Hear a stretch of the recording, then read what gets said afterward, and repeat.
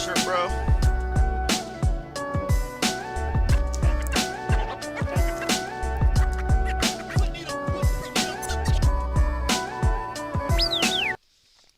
Alright, Stoney Progressive, guys. I'm doing a little edible. Got my smoke ready. Got my redacted shirt on because he's been redacted. That motherfucker's been taken off the air. And I've been censored like crazy this week, guys. So, I got to, I gotta say, I, I've been, completely, completely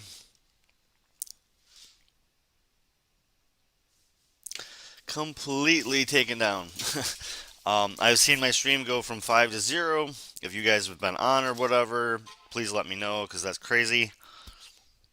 And I've also seeing my streams edited. And editing meaning that I have copyright infringements when I'm showing YouTube videos. Seeing the same video Jimmy play, I see the same video other people play, but my video gets taken down. So that's where we're at. Censorship world. Trying to push through the fog of censorship at the moment. So while I push through, while I try to find things that they will not censor me on, let's share this stream out. Let's like it. Let's push it out. Let's get some other stoners, some other night people, some other bartenders, some other servers, whatever, to join the discussion. Let's not have our heads in the sand. And let's start this night off, right? That's not that fucking one. Bam. Alright. So we're going to start out strong. We're going to blaze. We're going to get our head right. Not that. Okay. So, like I said, starting out with censorship. Starting out talking about the way things are going right now. And so I wanted to go to the Hill. I almost never show the Hill, so this feels a little awkward. But Kim Iverson was suspended over YouTube over a segment on COVID therapeutic study. Going over a study. Going over what was actually happening in the world, what people had laid out research for, and she has been deleted from several platforms, actually. Many platforms. Well, YouTube has struck again. Blaze one up, the guys. Iverson Show channel is currently suspended for 1 week for violating YouTube's medical misinformation policy. Now, some of you may know I have my own YouTube show that I started a little over 3 years ago. And just for the record, they're talking about her being censored, and even on that, they have to put the CDC warnings on the bottom. Just wild what our actual editing, what our censorship is right now, right, guys? Like, we are at max censorship right now. Throughout 2019 and into early 2020, before the pandemic, my channel grew very quickly, averaging 15,000 to 20,000 subscribers per month. My focus was on the Democratic primary, of course, and foreign policy.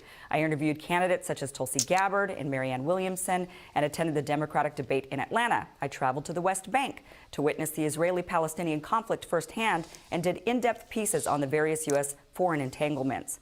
Now, many of my videos garnered hundreds of thousands of views, and within a little over... You shouldn't even have to defend yourself. I mean, straight up, like, if you're putting on a show that you're doing research, that you're trying to show, you know, you're trying to show experts. If you're having expert opinions, you shouldn't have to prove yourself. You should be like, these are expert opinions. I am just the person asking for their opinion, and then they give me well-written opinions because they are well-versed in these subjects. I am not well-versed in the subject. I am digging for information. And in digging information, doing journalism, she has been suspended. Many are getting suspended. Many are getting censored. As like I said, even my tiny nothing channel, nothing, nobody, nothing channel, and they're constantly hitting me for censorship. Every year, I hit 250,000 subscribers. And I'm not just tooting my own horn. I have a point to all of this. Everything with my channel was going incredibly well, almost too well. Viewers and people from other channels were suspicious I was somehow an agent of the deep state. While other channels and hosts were palling around with each other, very few paid me any attention. They thought there was no way my channel could grow as fast as it was without some inside help. But there wasn't any help. I did it all alone, sitting in a bedroom I had converted into a studio with a fabric backdrop, a ring light, and a starter DSLR. I did my own lighting, sound, filming, and editing. I was living with my family while I got the channel going, and Airbnb my own apartment for cash. But after a while of grinding it out, my channel started to make money. By November of 2019, I was able to get back to living on my own. I started looking into hiring help. Then the pandemic hit. The focus of my attention and everyone else's shifted to the virus and lockdowns. I was against the lockdown. And I have to say this, like, for all intents and purposes, this is the Hill. This is a clip from them. And I still possibly could get fucking edited. I could still possibly get taken down. The stream could just fall. So, I don't know. Like I said, share it out if you can, guys, because this could, I could be deleted at any time. From day one, I argued they would result in a massive transfer of wealth, an unprecedented limitation of freedoms, and would only cause immense harm to children and others who are of low risk for the virus. I was also willing to discuss the lab leak theory. End of March of 2020 and into April, I made a few videos about the theory. One of my videos hit over 1 million views. Then suddenly, my video was removed by YouTube. They didn't have the same strike policy they have now. Instead, my channel suddenly went from explosive growth to zero growth, with my videos barely able to hit 10,000 views. So I went from 15 to 20,000 new subscribers per month to literally 0 subscribers. Not one. Very odd. This went on for months. In fact, my channel began losing subscribers. Yet the content wasn't any different than the many radars you've seen me do here on Rising. There was one odd week in July of 2020 when the algorithm hit a glitch and I suddenly gained about 50,000 subscribers in a single week. Then boom, back to nothing. That one event confirmed my suspicions that something was amiss. It wasn't that my views are unpopular with the people, they're just unpopular with the establishment. And I wasn't alone. Others reported having similar issues after reporting on the lab leak theory and criticizing lockdowns. I know that they literally did a study on this, and she's not wrong. They have proven it. And I think Status Quo, if I'm not mistaken, was #1, where they had like negative 90% correlation to them showing videos and their negative subscribers. Like, they did not want journalists. They want people to watch CNN. They want us all watching CNN because Google is owned by the same people that owns everything else. Too saw their subscriber count slow to a crawl at best and video view counts take a dive. But I trekked on. I found other ways to survive, but it took a long time for my channel to start to grow again. And now everyone is allowed to freely talk about the lab leak theory, so I was punished for something everyone can now talk about without consequence. And that's one of the biggest issues with this type of content curation. One week, something is misinformation. The next week, it's common discourse. I was hit a year later in April of 2021 for reporting on Johnson & Johnson's vaccine being halted, which ended up being temporary, and alleged side effects that were being reported in the news about other brands. I violated their medical misinformation policy. By this point, YouTube had implemented their strike system. First you get a warning, then you get a strike and can't upload for a week. If you get another strike, you can't upload for 2 weeks. Because there were 2 videos in question, they get... And then they do, third strike, you're never allowed, that channel's deleted. Which I guess you can just rebuild channels over and over again, but it takes a lot. And, I mean, I've already got a warning. I haven't got a strike yet, but I've gotten tons of copyright strikes because I show the same videos that other people show, but they're bigger and they have a hand on it. The suppression and everything she's saying gave me a warning and a strike and limited me from uploading for a week. But a couple of months later, after some of the side effects were confirmed by Pfizer and the FDA, I appealed the strike and had it reversed to a warning. I didn't get my week back, but I at least shielded my channel from getting hit harder in the future. Well, that future came last Friday when I woke up to a message from YouTube telling me a video was removed for violating their medical misinformation policy. This resulted in a strike, and I'm now suspended for posting for a week. Specifically, I violated their policy surrounding ivermectin. It is against YouTube's policy to post any content that claims ivermectin is either safe or effective in the treatment of COVID-19 or goes against the WHO. So I'm now in the doghouse, or horse stable, if you will. Now, I'm lucky that I've had the opportunity to come here to the Hill, where I've had a platform. Many other That was swift. That was good. She's not exactly known for comedy, but that was pretty funny. Good job, Kim. Again, Kim is not somebody I'm going to back 100%. I do think she does actual journalism, so she has a right to say what she says, and she is probably right 80% of the time, in my opinion. independent creators have had to give up and find new lines of work. People who are genuinely good at this job, who are trying to share information with the world, are being cut out using a variety of tactics, from algorithmic suppression to outright bans. Information is being limited to only that which is sanctioned by the state. Private companies can do what they want, but if they choose to only allow the state-sanctioned narrative to be heard, what has become of our culture? Are we a free America, open to hear all sides of arguments, no matter how absurd or how much we disagree? Or are we one of a one narrative nation governed by Big Brother? We need to decide, and we need to demand. Yeah. But my fear is it's already been decided and demanded, and unfortunately not in the favor of free speech and free thought. And that is my biggest concern with our culture now of censorship. We've developed this new culture, and it's going on both sides. We do see from the left this censorship of, of what they've determined to be science or morality. If you go against that, that's misinformation. You should be deplatformed. You should be silenced. You should be canceled. I see it coming from the right as well, where there was actually a school district in Virginia talking about burning books that they didn't agree with. They actually mentioned, well, we should burn these books. And it was about, critical race theory books or books for LGBTQ type issues or stories involving gay teenagers. So we've kind of reached this point in society where, and maybe we've always been in it, and I've just never really experienced it enough, but it does feel like we are at a point where everybody seems to be okay to some degree with censorship, and we're allowing these private companies to. Those two are not listening. I know I should be paying attention to her, and I'm kind of trailing or whatever, but I'm looking at these two right now, and those two are not listening. They're looking at her, but they're not listening. They're trying to make their points in their head. They're trying to counter in their head. They're trying to think of exactly how to be apologetic while still getting a zinger in or something. Like, they're not listening. Oh man, it's really human contact, human body language is so very interesting, and those two are not paying attention right now. But they have the fake face on. That.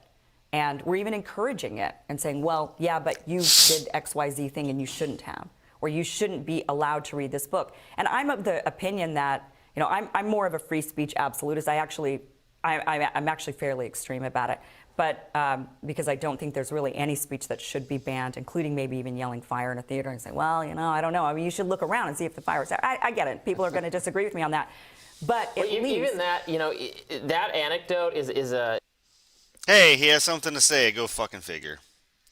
Sorry, that's not appropriate, but still accurate. He has something to say. Go figure. So people say that a lot. Well, you can't yell fire in a crowded theater, but it's actually what that statement comes from is a Supreme Court opinion that was not even. I think it was the dissent. So it's not. There's no legal standard that says that. It's something that people say, but it's not like, just as you say. If there is a fire in the movie theater, you are supposed to yell fire. Right. And in fact, that decision was being used to. It was the majority decision. Excuse me, but it was later invalidated, that precedent. But that was the precedent to prohibit leaflets against. I like how I got corrected on air, and he's got the earphone, so his producer corrected him, and he quickly varied. Good to have that fact checker right in your ear. World War I from being distributed. So that metaphor was supposed to be like saying something against the war, sapping the war effort, was like falsely yelling fire in a crowded theater, which we would not accept. Right. Even the most pro-censorship person today would not say you are not allowed to distribute leaflets arguing against some war. Although, so I don't know. These maybe days, we're getting there. But it seems like it. If you say anything against this war that's going on between Russia and Ukraine, suddenly you're being accused of being I'm accused all the time of carrying Putin's vodka around or whatever it might be. But, people aren't able to say what they want. And people are being accused. So I don't know. Maybe our culture has reached back to the McCarthy era or... Well, you can certainly sense in today's environment how people like Eugene Debs would get thrown in prison in World War I. Like you can finally you can viscerally feel it. Like just after 9/11. Told you, he was fucking waiting that whole time to say that. He was just looking at her, thinking of the most intellectual example that he could possibly use. When is this bitch gonna be done so I can use my really smart antidote? Man, I've got a great antidote. This bitch has just got a... I hate Ryan Grimm. You could viscerally feel it then too. Mm-hmm. That we're not at that place where they're going to be throwing people in prison, but you can understand with one or two more turns. The mainstream media would be running articles. Why is this man allowed to say things that is misinformation about the necessity of entering this war, this dynastic dispute between powers? That's what would happen. Yeah. And one quick point about YouTube, I think this claim that you can't say that lockdowns don't work, divorced from everything else, I think that's actually fine. I think it's obviously clear. I think that it's correct. I don't think they should be the ones saying it, but I think it's obvious. Like China right now is locking down Shenzhen, city of 17.5 million. Ryan, lockdowns work. Masks work. Everything works. Everything works except for the stuff that doesn't work. What are you doing? My point is, China, in a totalitarian way, locking down Shenzhen, this city of 17.5, it will reduce the spread. Right? Yes. It will. The question is, do we support a totalitarian government having that amount of power? That is the question. So that's what the public is supposed to work. Oh man, can we zoom in on her face right now? Look at frickin', oh my god. Tell me on mine I'm not blocking her. She's gonna be right above my head, isn't she? Oh, her face is just absolute disgust. She hates Ryan Grimm as much as we do, guys. She straight up hates him. Oh, she's just fucking so sick of him. I love it. That's enough for me, but that was just... Her face right there is just fantastic. Just, oh, I hate you. Just disgust of him. Alright, let's move on. Like I said, Big Name Monday. I got some... The end of the show is going to be the big names I haven't checked out yet. But up until then, I got a narrative to... we got to check out the news, right? So, we're going to check out the interview from just today. Really, it was just dropped today. Of Jimmy Dore on George Galloway. George Galloway used to be on RT. He used to do a lot of stuff on RT, but he is a former UK representative. He was in Great Britain Parliament. So he has some government experience. He has a lot of journalism experience. The one and only Jimmy Dore. Jimmy, welcome to the mother of all talk shows. Wonderful to see two hatted men on the screen. You and I are about the last men standing. They seem to be shooting everyone else down. What do you account for our success? Well, first of all, I just got to tell you, it is exhausting doing this better than you. It really takes it out of me. And I'm going to go back to not doing it as good as you. So then you can be the best one. So, because you know how hard that is. So anyway, they can take me out whenever they feel like it, I guess, because I've had threats. YouTube has already had meetings with me and stuff like that. And so they just announced, YouTube just announced the other day that if you trivialize the war, that they can use that to take your channel down. So the point is, they can take you down whenever they feel like it. We know that now. And so if you were wondering how they would have censored people during the WMD's Iraq war period, this is how they would do it. They would say, you can't trivialize something. And so they're saying, so I'm a comedian by trade. That's what I've done for the last 25 years. And so I trivialize everything with jokes. That's what they can say. So at any point, they can take you down from. So why they haven't, I don't know. But the good thing is I don't need someone to give me a job. So I'm not looking for a job, right? And I didn't come up through the news business or the corporate world. I came in through the nightclubs doing stand-up comedy. And so I'm not looking to make friends in this space. It used to be, that comics were the truth tellers and that journalists had to keep up with them. Now journalists discredit comics, and most comics are too scared to be truth tellers. So we have very few truth tellers left, and there's none of them there's so few that are journalists that you really gotta, scrape around and find some, good independent journalism. And they are out there though, guys. You just, we gotta look for it. And I highlight them as much as I can. Unfortunately, a few of them are just had children. It's crazy. I thought these people. I mean, I don't want to have kids, and if you want to have kids, good for you. Whatever.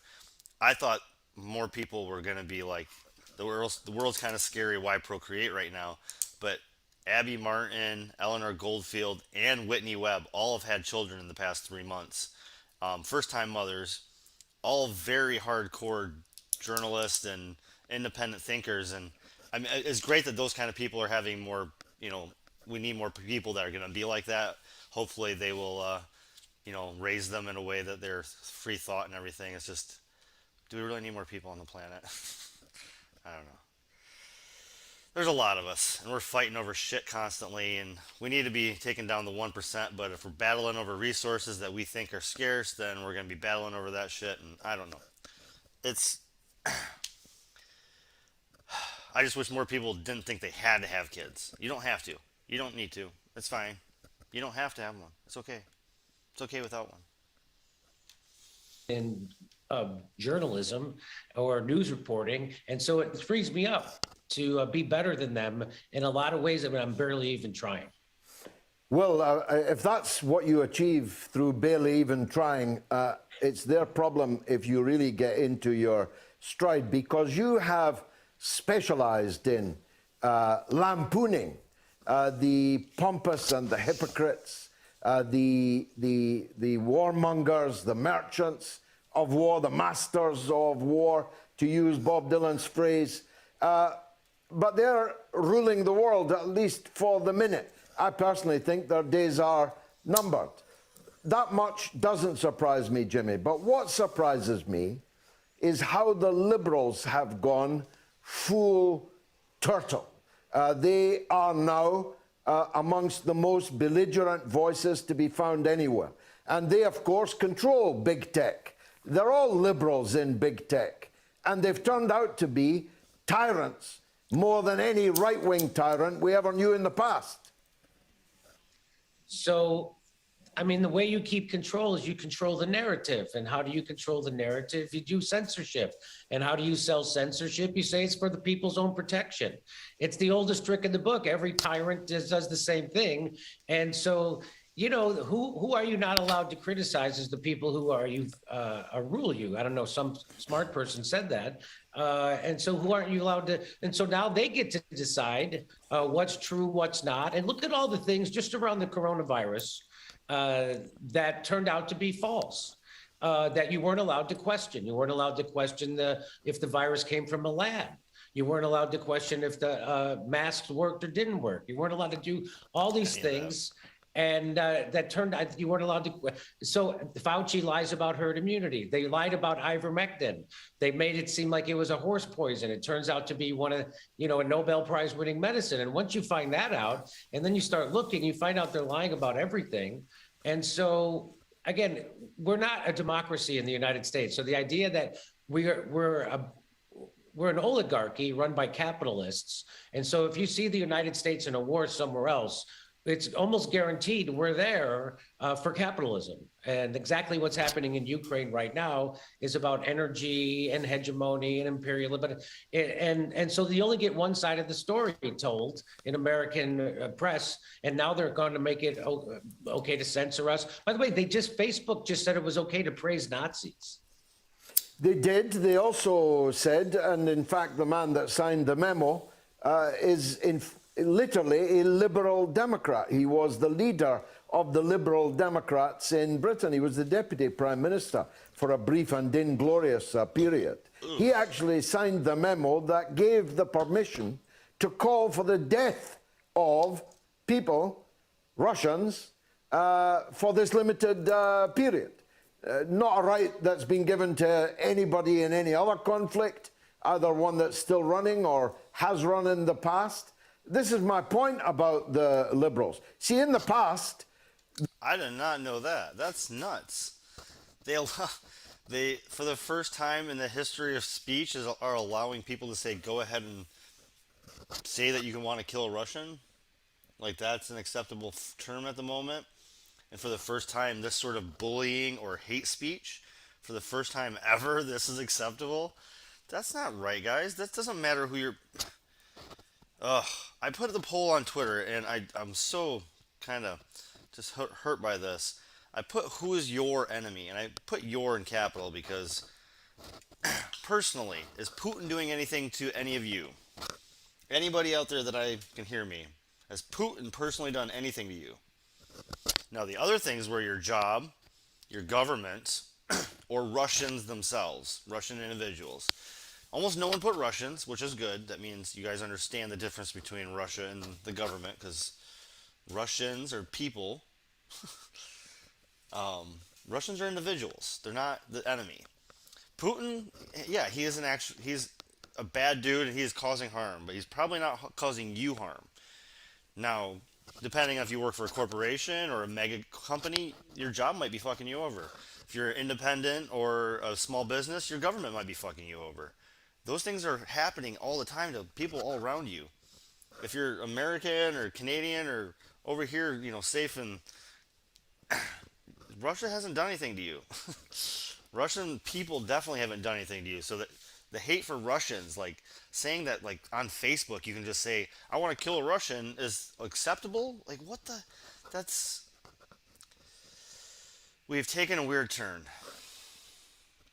An odd turn.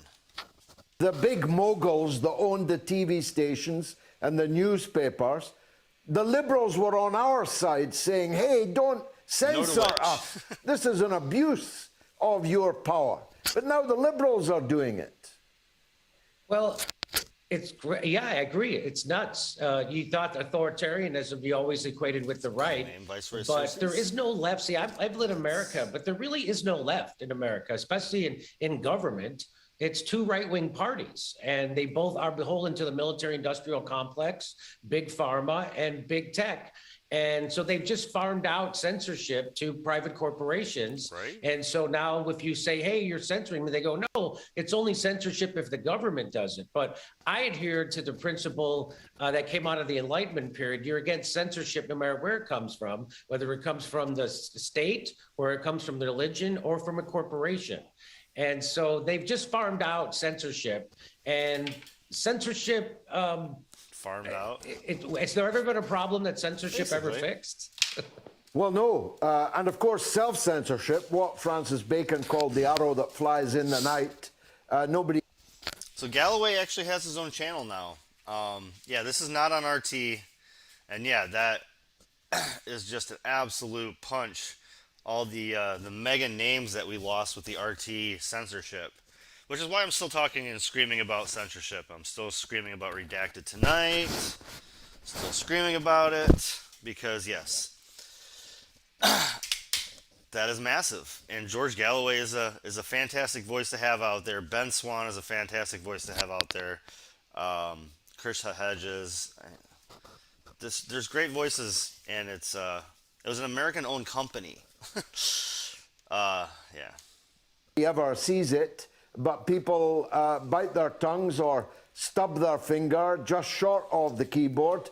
They don't write or ask questions for fear of the consequences for them. So self-censorship, big tech censorship, and state censorship, because no one can doubt that the state is driving the tech companies to do this. And as I've said, Nick Clegg, Sir Nick Clegg, if you don't mind, is himself a creature of government in Britain and the Facebook executive.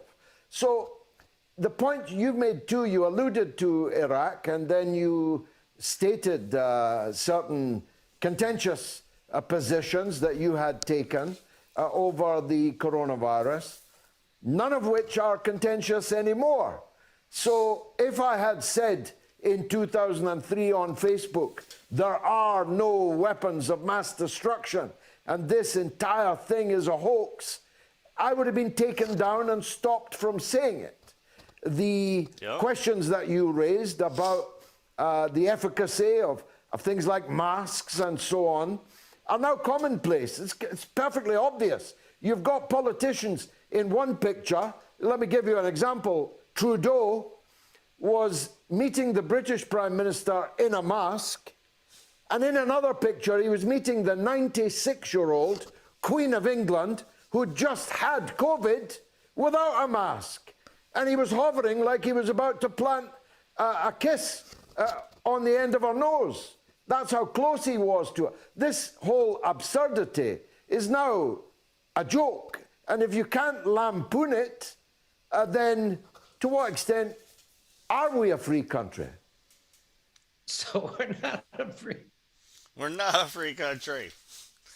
Great Britain, the United States, France, Australia, the whole Western territories, the Western Alliance of, we're not free. Like they have so many freaking docs on us. We're not as free as people think, and that's what it's getting that point out. I'm not trying to tell you guys. You probably know already the kind of security state we have. Everybody that would be paying attention to this, but it's getting through to the people that somehow think that we're like wide open free, like, oh, I can't have you tracking me. It's like, dude, your car tracks you, your phone tracks you, your house tracks you, like everything tracks you. What are you fucking talking about? Computer chips in our blood. Like, no, man, computer chips, they have everywhere on you. You have 15 computer chips on you right now, buddy. The 15 computer chips are tracking you, not the one that you're worried about in your blood.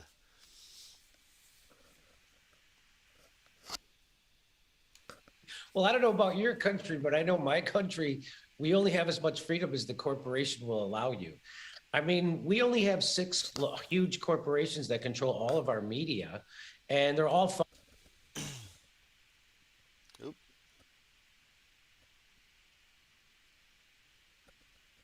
40-hour work week. It's sustainable to capitalist CEOs who need to have more money than they can ever spend in multiple lifetimes. What's the agony and suffering of some peon making minimum wage and struggling to survive when there's so many more to take their place? They set up a system when they can use as a wage slavery is definitely what they figured out. It's literally what they wrote to somebody in Europe wrote it to Lincoln, is like, you don't need to have slaves anymore. Or they wrote it to General Lee, I think, or something like that. It's like, you don't need to have slaves anymore. You just put them on such a low wage that they have to work. And yes, the capitalists and CEO, it's 22 million Americans are millionaires, and 180 million Americans live paycheck to paycheck. So 22 million Americans live flush as shit, and 180 million Americans live day to day. And that is not a prosperous capitalist society. That is not a good way to set up a system. That is no way to say you're the greatest society on the planet. And I hope we can last long enough as humankind to build something that we can look back at this and be mad about. But the way we're going, we're gonna have a great extinction, and those who survive will have to rebuild better, which they probably won't. funded by the people they're supposed to be investigating and exposing. And that's why a schmuck like me, a nightclub comedian, can come into their space and do a better job. Right now, if you're getting the news in the United States from the corporate news, which is where everybody gets it, almost. It's like 70% of people get their news from Facebook or Google. So yeah, not many people. I mean, not that these two are exactly journalists, but we'll be getting into journalists soon. And yeah, it's just so many people just Google it. Most, then you're being misinformed. You don't know anything about what's happening in Ukraine, really. You think that Vladimir Putin just decided to flip out for no reason and start bombing people. You don't know that we helped institute a coup, a pro-West coup in. I literally heard a lady saying this all started in 2020 when Biden got elected. She said that she was on fucking TV and she said that. And she's probably still on TV right now. Okay? That's the kind of person that's acceptable to be on TV, is that she said Biden started this 1 year ago. That's ridiculous. It's the most. Nothing is that freaking start and stop. Things are so fluid. Things take. Oh my god! Like time is fluid, people. Ukraine, and 8 years ago we brought in, and then there's a bunch of people in that country who didn't want to live under a coup, Yeah, and they five didn't want to NATO go along with that. expansions. And so, what did the And why the fuck was NATO still around after 1990? Why in 91 was there an expansion instead of a breakup? Like, why did that happen? But yeah, I mean, in 2004, when we expanded onto when NATO, the U.S. arm of NATO, when they expanded onto the border with like the 4 Russian states, I don't know how we didn't go to war in 2004. And the fact that we didn't is amazing. So I guess we already had a proxy war going, and or they were maybe watching us go to war in Afghanistan and everywhere. I don't know. I don't know why that didn't, like, 2004 expansion could have happened. And that would have been enough, I thought, but we got lucky, I guess. And they've been building up ever since. So they yeah. Ukrainians do. They got Nazis to start bombing the Donbass, and they wouldn't stop for 8 years, even though there's an agreement that said they would. And so this is, no one's justifying war. I'm anti-war no matter where it comes from. Anti-war. That is my stance. I am anti-war. I am a massive peace hound. And I want to end all sanctions. Sanctions are war. And, yeah. I don't know. It's just taking advantage of Russia.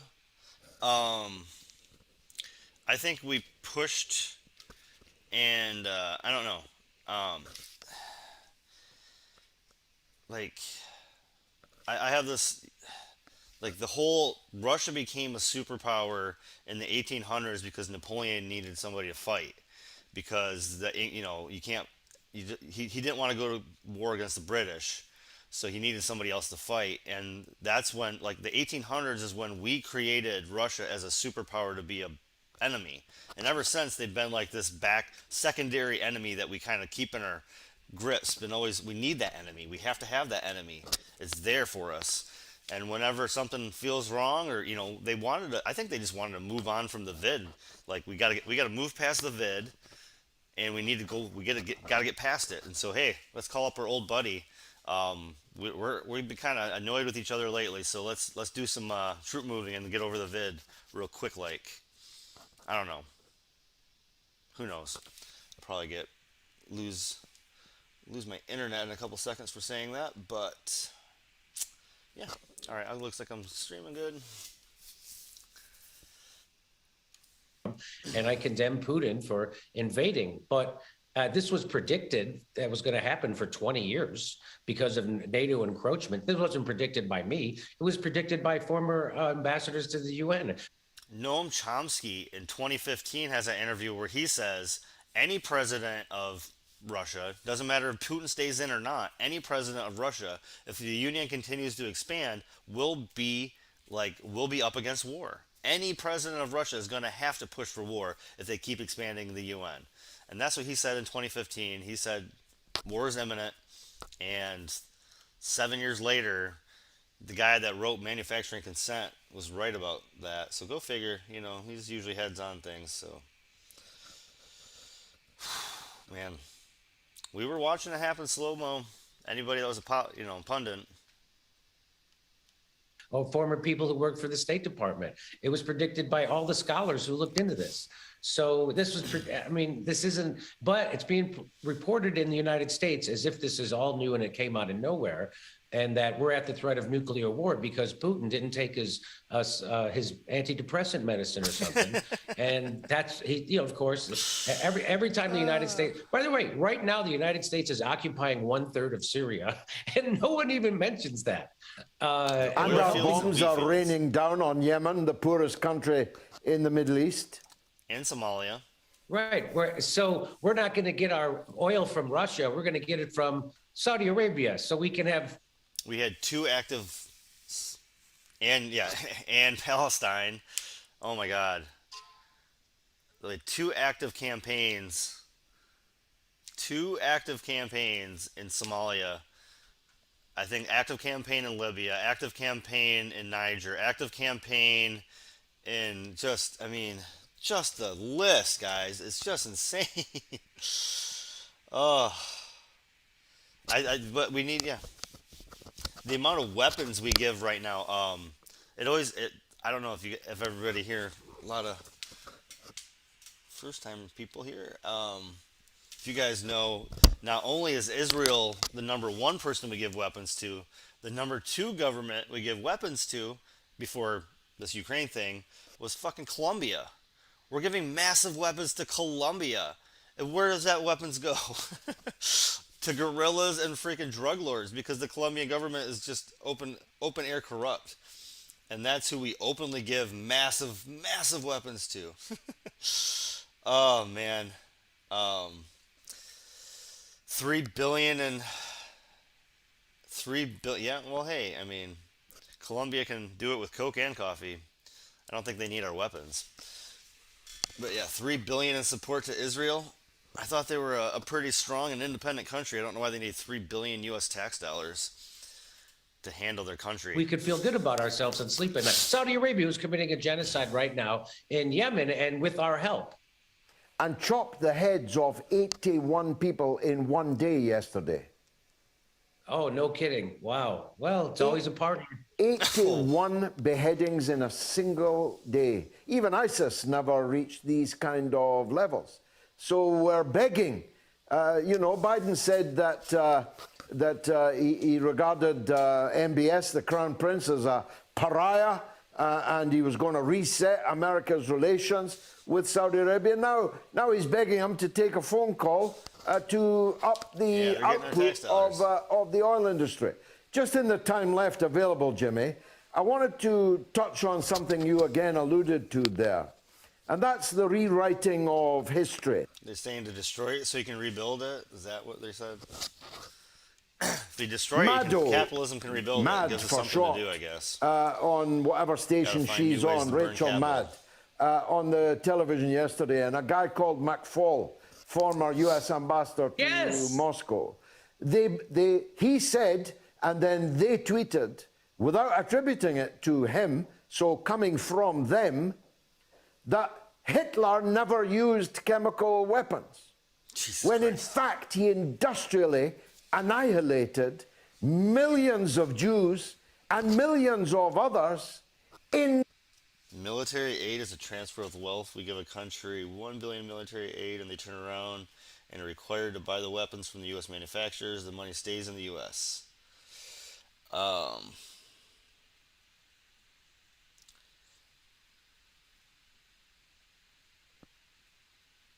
Yeah, that's fair, I guess.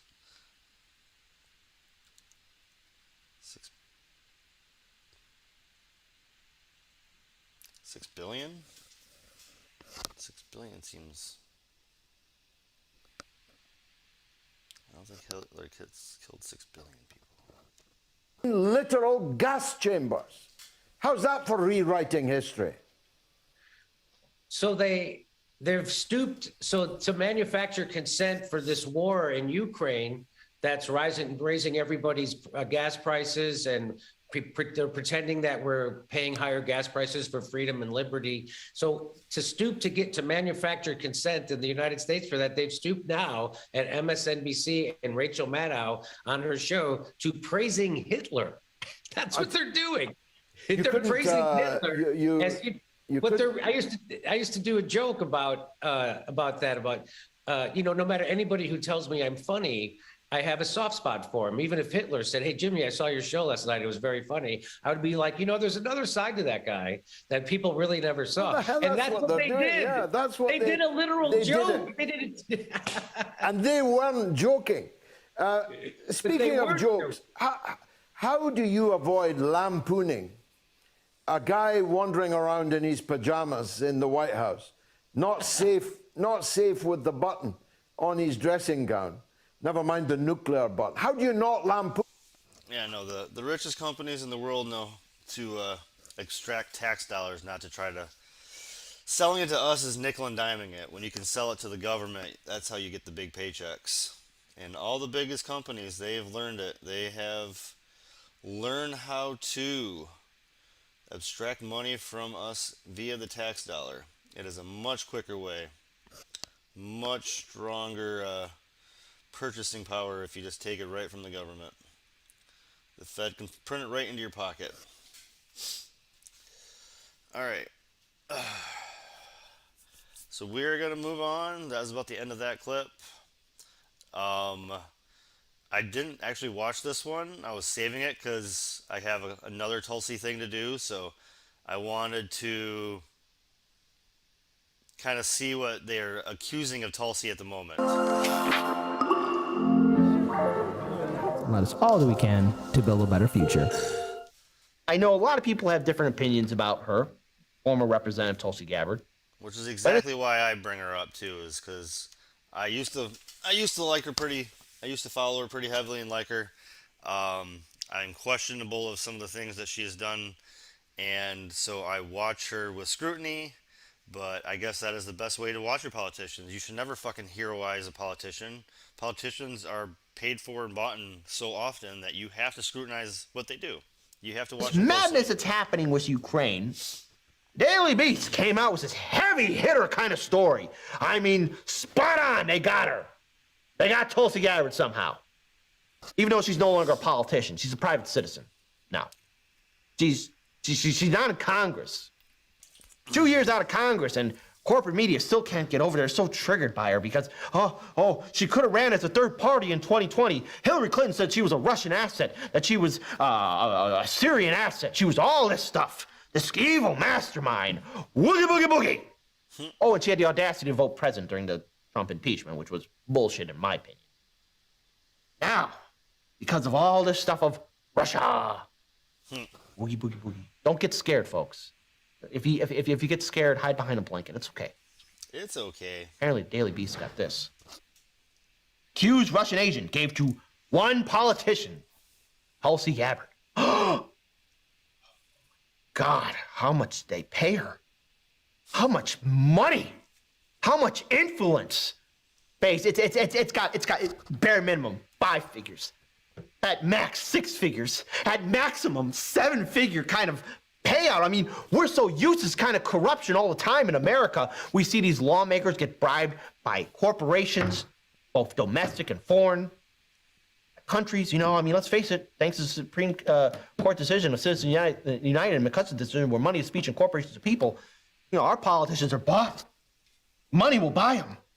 So in the article, Tulsi Gabbard, a former Democratic congresswoman from Hawaii and 2020 presidential dark horse candidate, has long perplexed U.S. officials and observers with her seemingly inexplicable pro-Russian position.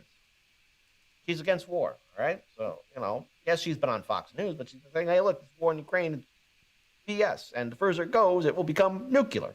So I agree with that, okay? There we go. And a new development this week is sure to reinforce the half jokes that Gabbard is a Russian asset, as it turns out her campaign took money from one. The agent, dual Russian-American national, Elena Branson, also known as Elena, I'll probably get her name wrong, Sergenik, stands accused of illegally pushing pro-Russian policies in the United States for nearly a decade. So, wait a minute. Even before Tulsi Gabbard threw her hat in the ring, she's been here for a decade, and none of these U.S. officials or CIA agents were able to stop her or do anything about it? You hitting those home runs, Daily Beast. Got that Hillary Clinton check, didn't you? bravo. So, continuing on. At the direction of top Kremlin officials without registering under the Foreign Agents Registration Act, according to a criminal complaint federal prosecutors filed this week in the Southern District of New York State. But in all her time lobbying for Russian goals, she gave money to just one federal candidate, Tulsi Gabbard. According to Federal Election Commission records, Annalena Bronson made 2 donations in 2019 to Gabbard's presidential campaign. The filings tied the donation to Branson's former address at a $1 million condo at Central Park West. However, the merchant banker listed her occupation as not employed. Well, let's face it, there's always some loops and holes that these people can do, you know, if they want to get that $1 million condo in New York State. I mean, let's face it, you know, if they know the right people, and she's been here for a decade. The rich don't play by our rules. That doesn't fucking matter what. Doesn't matter if you're a millionaire, you can get a house wherever the hell you want it. That doesn't mean anything. That's insane. You gotta pretend like she goes by the same rules. Decade now, she probably knew the right people. Continuing on. Branson lived in the United States for decades and holds American citizenship, so the contributions were legal. Okay, so these contributions were legal. Okay, fine. While the combined total of these donations isn't colossal by any means, a whopping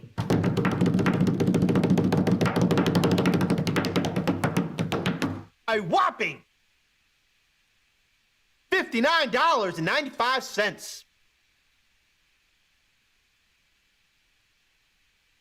$59. Faze, you know, you don't have to say anything or anything like that. You give a hand gesture or an opinion. $59.95, just speaking from personal experience, happens to be the amount that her hoodies cost. So that person could have been buying a Tulsi hoodie because she thought it was fucking cute and would be like edgy and hip or whatever. So she could have been doing that, living in New York City, knowing the election is there. $59.95. That could have been buying a hoodie. $59.95. If you buy something from their campaign site, it's technically a contribution. I don't want to grab this shirt. This is redacted tonight, but that it literally could be it could literally be a hoodie. It could literally be a fucking shirt that she bought to be like cool and trendy, and like she's been in the US for what, like they said, like 20 years, 14, something like that. She could have been trying to be cool and trendy. Or she could have actually been a Tulsi supporter, but I'm just saying that could be a freaking shirt. Like that could be like some gear. That's earth-shattering money right there. They got her. You can buy a lot of soda pops. Was that one? Soda Or pops. pops, as we like to call it here in Chicago. Yeah, $59.95. Hey, audience.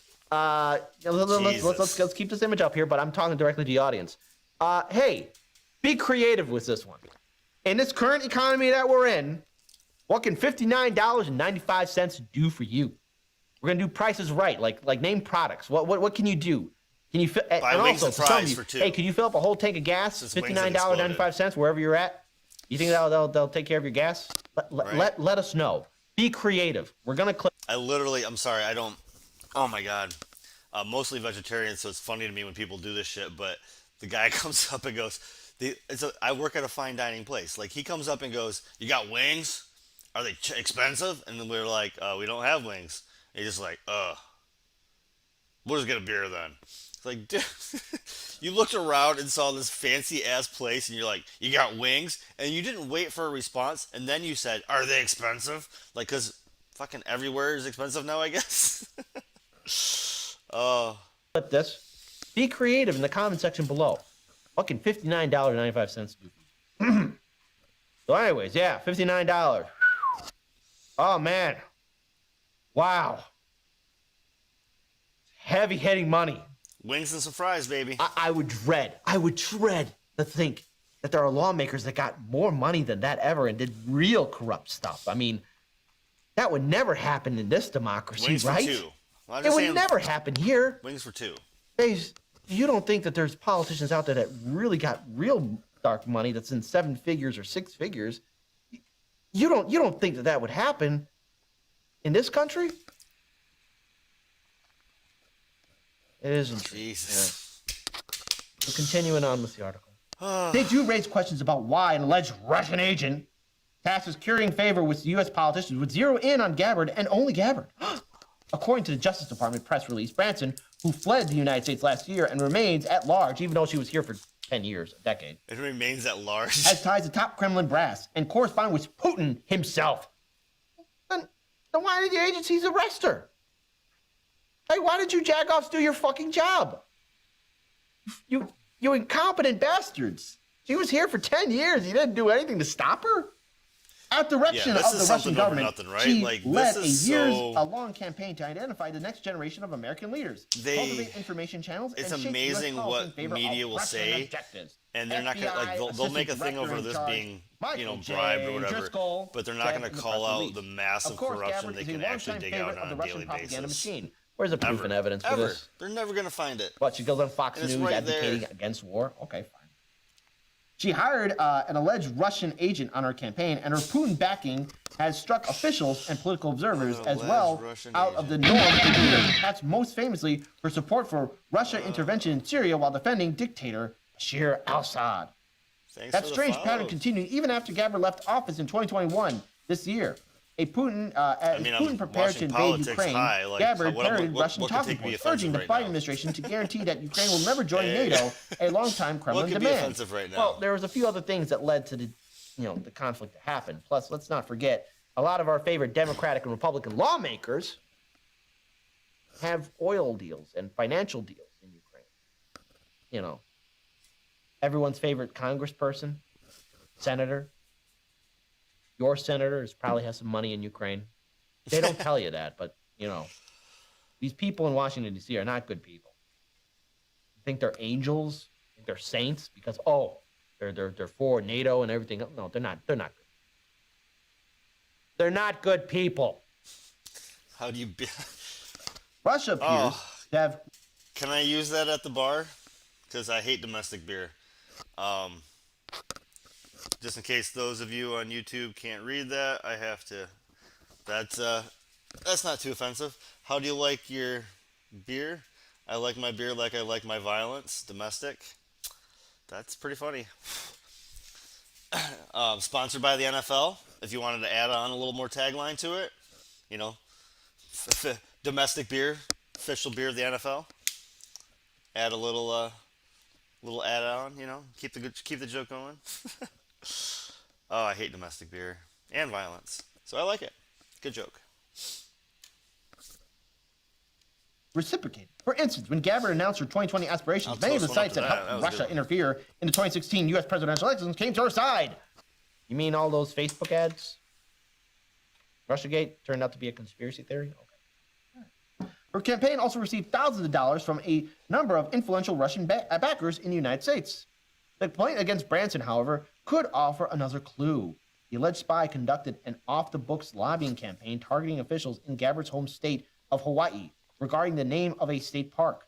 That campaign ultimately yielded charges of conspiracy to act as unregistered foreign agent against Branson. According to the FBI's agent's sworn statements, the lobbying project involved communications with a member of Congress, an unidentified Representative 1. At the time, the complaint said Branson worked in concert with Russian diplomats to block a local proposal to change the name of Russian Fort Elizabeth, a 19th century former Russian military installation on the island of Kanoa. I said that name correct. Apologies if I did not. Some residents and activists wanted to restore the fort's Hawaiian name, a move that would literally wipe Russia off the map. All right. Literally? But according to the complaint, Branson spearheaded the Kremlin resistance by providing Hawaiian officials with messages from Russian officials and by organizing a trip for Hawaiian officials to Moscow to meet with high-ranking Russian government personnel. Really? The complaint All this said over a this fucking violated park? federal lobbying laws because Seriously? Branson never registered with the Justice Department Come as an on. agent of the Russian government. She also never This is reported the bullshit, work. right? Well, see, if they knew she was here for 10 years and everything else, I mean, they had to know. So right now what this is the FBI is trying to cover their ass. It's inexcusable. I mean, Sounds come like on. bullshit. NSA didn't do their job.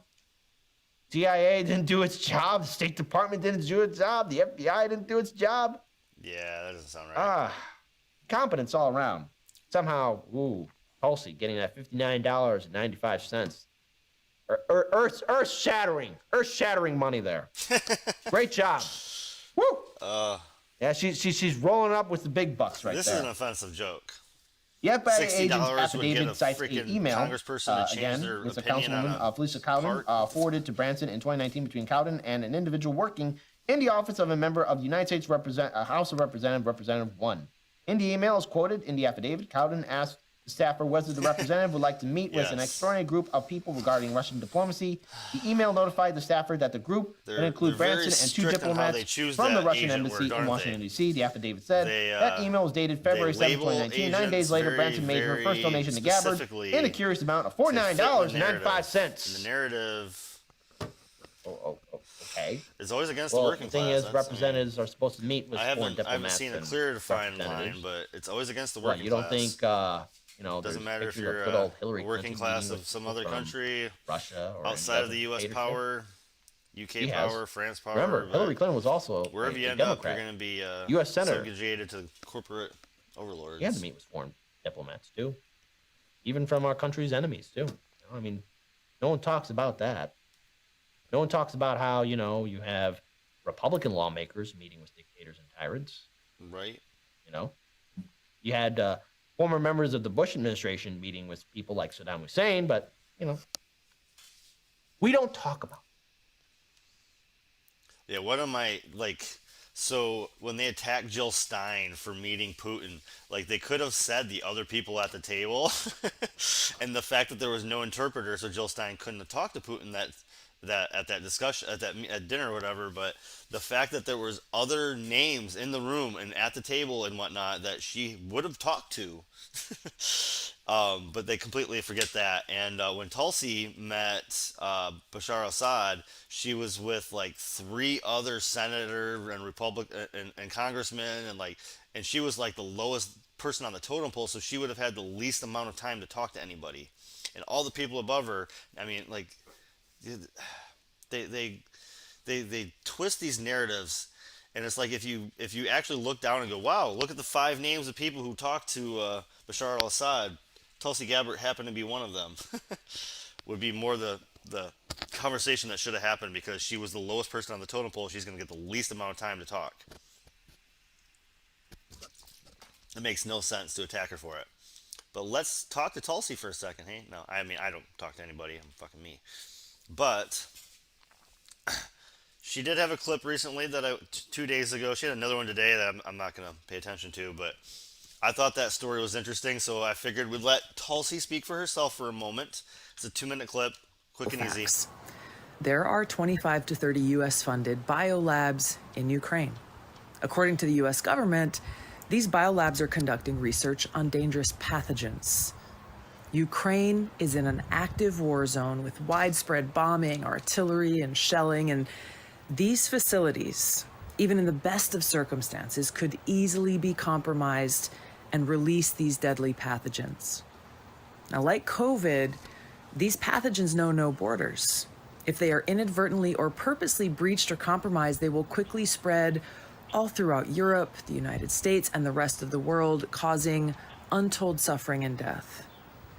So in order to protect the American people, the people of Europe, the people around the world, these labs need to be shut down immediately, and the pathogens that they hold need to be destroyed. Instead of trying to cover this up, the Biden-Harris administration needs to work with Russia, Ukraine, NATO, the UN to immediately implement a ceasefire for all military action in the vicinity of these labs until they're secured and these pathogens are destroyed. Destroyed, not kept. In addition to all this, the U.S. funds around 300 biolabs around the world. What the fuck? What? 300? Why? What? Why? Why? Wuhan. Why? Why? Who are engaging in dangerous research, including gain of function, similar to the lab in Wuhan, where COVID-19 may have originated And we've from. outsourced some too? Jesus. Now, after realizing how dangerous and vulnerable these labs are, they should have all been shut down 2 years ago, but they haven't. Now, this is not a partisan political issue. The administration and Congress need to act now for the health and well-being of every American and every person on this planet. Yeah, We need to get our shit together. Jesus. The war machines have that many freaking biolabs running right now?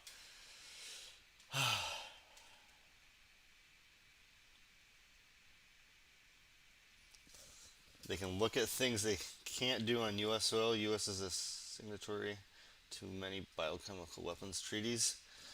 That's just, it's ridiculous. And the other, one of the other things, as somebody who's protest hates, is that those treaties and such, we can't use chemical weapons on other people currently, but they can use chemical weapons on their own populace. Because tear gas is not legal to use in war, but it's legal to use on protest groups. I don't know. There's a lot of things I can get mad about in a single day, right? I think this is what I want to do next. It's Big Name Monday. This is the biggest name at the moment. He is growing fine. How do you know if your soap actually stops the stink? Try the butt suds test. Suds up, wash that butt crack. If your suds... Anyhow, he Russia is invaded Ukraine. So huge. He has gained now $5.25 million. He passed TYT recently, which is fantastic. Gives me hope for everything and everyone. And he's one of the few people that I can review and not get taken down by freaking YouTube. I can't go over Jon Stewart anymore. YouTube suppresses me. I can't do freaking, I don't know. There's a bunch of shows I can't do. Which is hilarious. Not even on TV shows. must stop Russia using sanctions if necessary, and that should surely include the richest and most powerful Russians, oligarchs that live in the United States of America and the UK, right? Hello there, you 5.1 million awakening wonders. We continue to grow individually and collectively. Our consciousness grows. We understand things more clearly and better. We are getting somewhere. It's not easy to change the world, but collectively we can achieve this. And an open discourse between us is a primary part of it. That's why it's important that the media is reliable and trustworthy. And I hope we can deliver at least on that promise, telling you stories as best as we understand them with integrity and authenticity. Today we're going to be talking about oligarchs in the USA and the UK and the kind of relationships that these oligarchs have with the governments in those countries through their own financial might and power. But first, I want to tell you that I'm all over the UK touring. You can come see me in... Oh.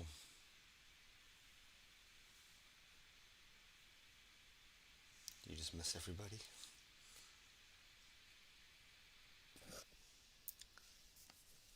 Hey, I'm doing, let's see here. I got my new people coming up next. If you're hanging out for a little bit. Hull, Newcastle, Bristol, Glasgow. It's a fantastic live experience. If you want to come, there's a link in the description. Now, let's see what's going on with these oligarchs, shall we? As Vladimir Putin's war in Ukraine has sparked demands for a financial crackdown on dictators and their oligarch networks, the Biden administration is proposing to waive punishments for a scandal-ridden bank amid revelations that it had been providing resources to autocrats and their financial cronies, reportedly including Russian oligarchs that the Biden administration is promising to target. This shows, doesn't it, that the simplification around international conflict and most obviously around war cannot be afforded to continue because actually there are Russian people everywhere. There are relationships, financial and corporate, that transcend national boundaries. That's what globalism is, a set of interests that don't really respect sovereignty and nationality if it's not convenient. The administration's proposed waiver for the global investment bank Credit Suisse, whose donors delivered more than $100,000 to President Biden's campaign, could shield a bank linked to those oligarchs as the war in Ukraine rages after Biden used his State of the Union address to promise a crackdown. So a pledge has been made to crack down on precisely these kind of interests, to make moves to prevent Russian oligarchs who have a historical connection to corruption, presumably, from forging financial ties with politics in the West. But what if those pledges are at odds with the deals they made when they accepted donations? Eek! This is Joe Biden. We are joining with our European allies to find and seize your yachts, your luxury apartments, your private jets, he declared. We are coming for your ill-begotten gains. You can't say stuff like that, though, unless you're super squeaky clean and you ain't got no skeletons in the closet yourself, right? That's absolutely necessary. And particularly, and more locally, if you have accepted donations from those very interests, that's going to be complex. This, once again, shows the hypocrisy of contemporary politics. At the level of public rhetoric, whoa, your yachts, populist talk, right? Populism, oh, those elites with their yachts. But when it comes to crunch time, where's the money, honey? At issue is a January proposal from Biden's Labour Department to waive punishments against Credit Suisse for defrauding investors. Just waive those. Oh, sure, you defrauded some investors. As well as for knowingly and willfully aiding wealthy clients in tax evasion for multiple decades. Multiple decades. That's like you get like silver and golden anniversaries. You have to buy proper anniversary gifts for how long they've been helping people defraud the tax department. And for 50 years, defrauding tax, that's the golden bastard for you. Knowingly and willfully as well. Do you know about this? Yeah? Are you willingly doing it? Oh, yes. News reporting has alleged that Credit Suisse has aided criminals and financed the luxury assets of David Sirota's is from the Daily Poster. David Sirota, that's funny.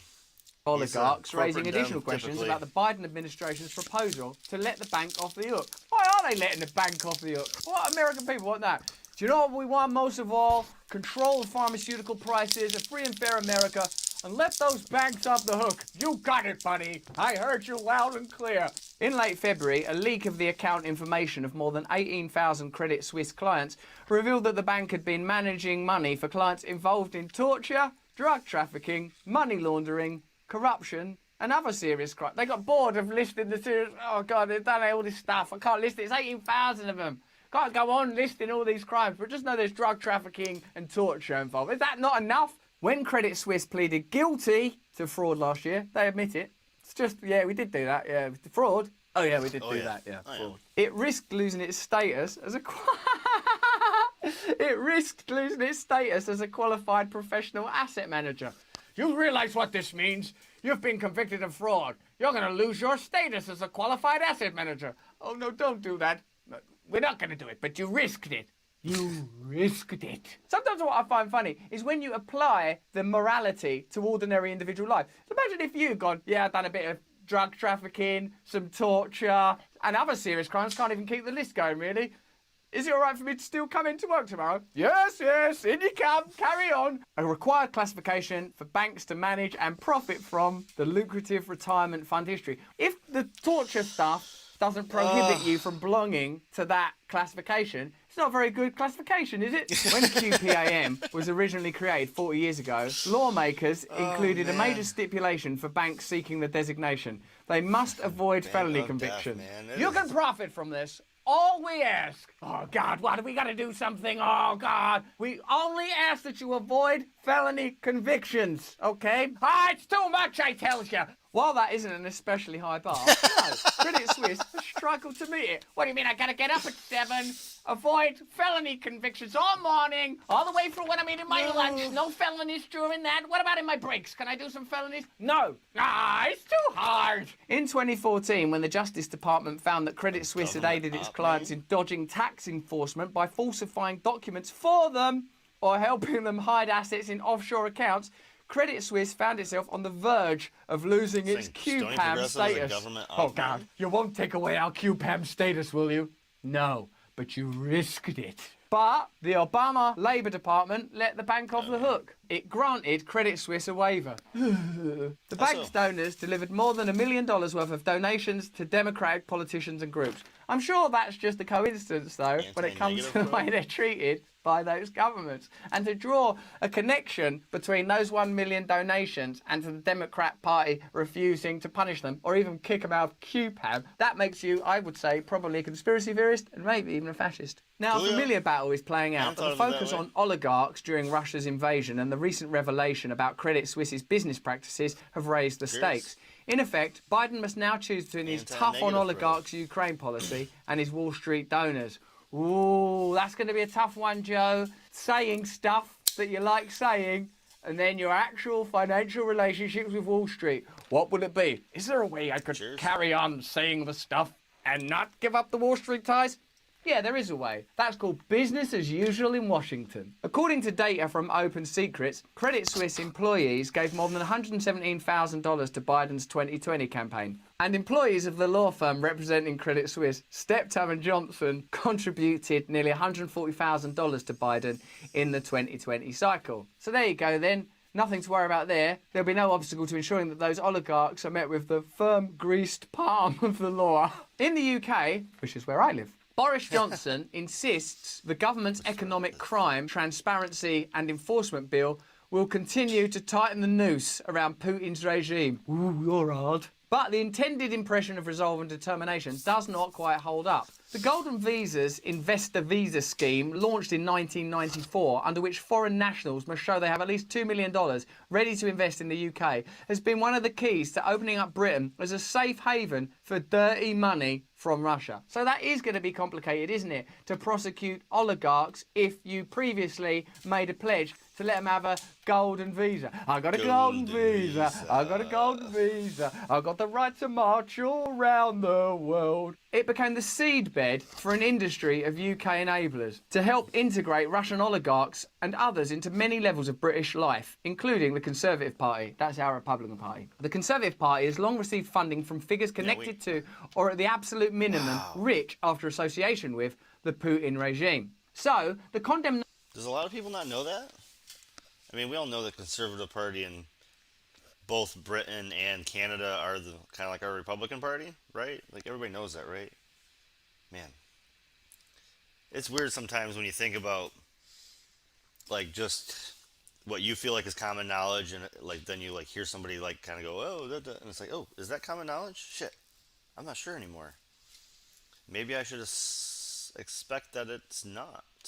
Of the Putin regime occurs long after relationships have been established with people that benefited from that regime in ways that are glaring and obvious, and members of Yeah, so basically in the UK, the Conservative Party is the Republican, the Labour Party would be the Democratic Party, and they have 5 major parties, with the 2 being the most powerful and the other 3 having minimal influence. But they at least have 5 parties, and the Labour being the Democrats, and Jeremy Corbyn being your Bernie Sanders person. So they had the same kind of, within the Labour Party, they had a big progressive movement, and Jeremy Corbyn was their Bernie Sanders. Like, almost exact parallels. Significant aspects of British public life are examples of the benefits of Putin's regime. In 2011, David Cameron, he was Prime Minister then, went to Moscow and told his audience that Britain was open to their money as a matter of design. The whole point about trade is that we are baking a bigger cake, and everyone can benefit from it. Not everyone, Dave. Not everyone gets a slice of that cake. You get the cake. You've got your snout in that cake. Everyone can benefit from it. And this is particularly true, perhaps, of Russia and Britain. What a horrible analogy about a big cake being baked with fuck off written across the top of it. You can fuck off, you can fuck off, you can get your snout in, you can get your snout in. Governments need to remember that businesses don't have to invest in our country, they choose to. And we need to help them make that choice. It means the minimising of the burden of regulation. You can't go around regulating people. Regulating means making sure people behave in an orderly and sometimes legal and sometimes moral fashion. Oh, that burden of regulation. Get over here, stick your snout in the cake, and if there's a war down the line that's somehow tangentially connected to these outcomes, we'll punish you then, or we'll pretend to. Apparently what does need regulation is social media, free speech. If I play him for too long, I usually get throttled, so I'm going to move on. But at least once a week on my Big Name Monday, we can try to keep up with him until they don't let me. I'd usually check in with John around now, but they won't let me. So I wanted to do one more kind of Russia-Ukraine based clip. I haven't done anything from any of these people in quite a while because I don't go there often. But Jackson Hinkle did something with Sam Cedar and Emma Vingegaard talking, like, probably breaking down what they had some bullshit to say about the Ukraine situation. And since I don't love Sam Cedar, I hate him. And Emma Vingegaard is a stooge.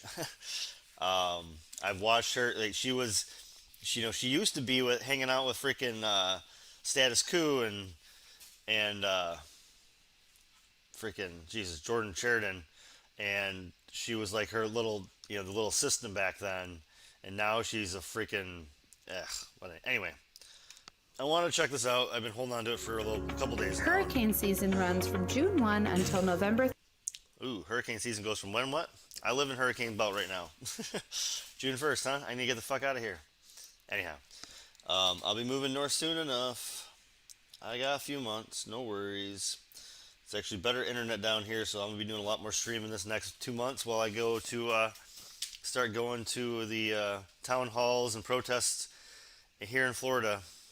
Now that I started getting some Saturdays off. But, again, I'm going to check out Sam Cedar and Emma of England minimize neo-Nazi issue in Ukraine with the dive with Jackson Hinkle.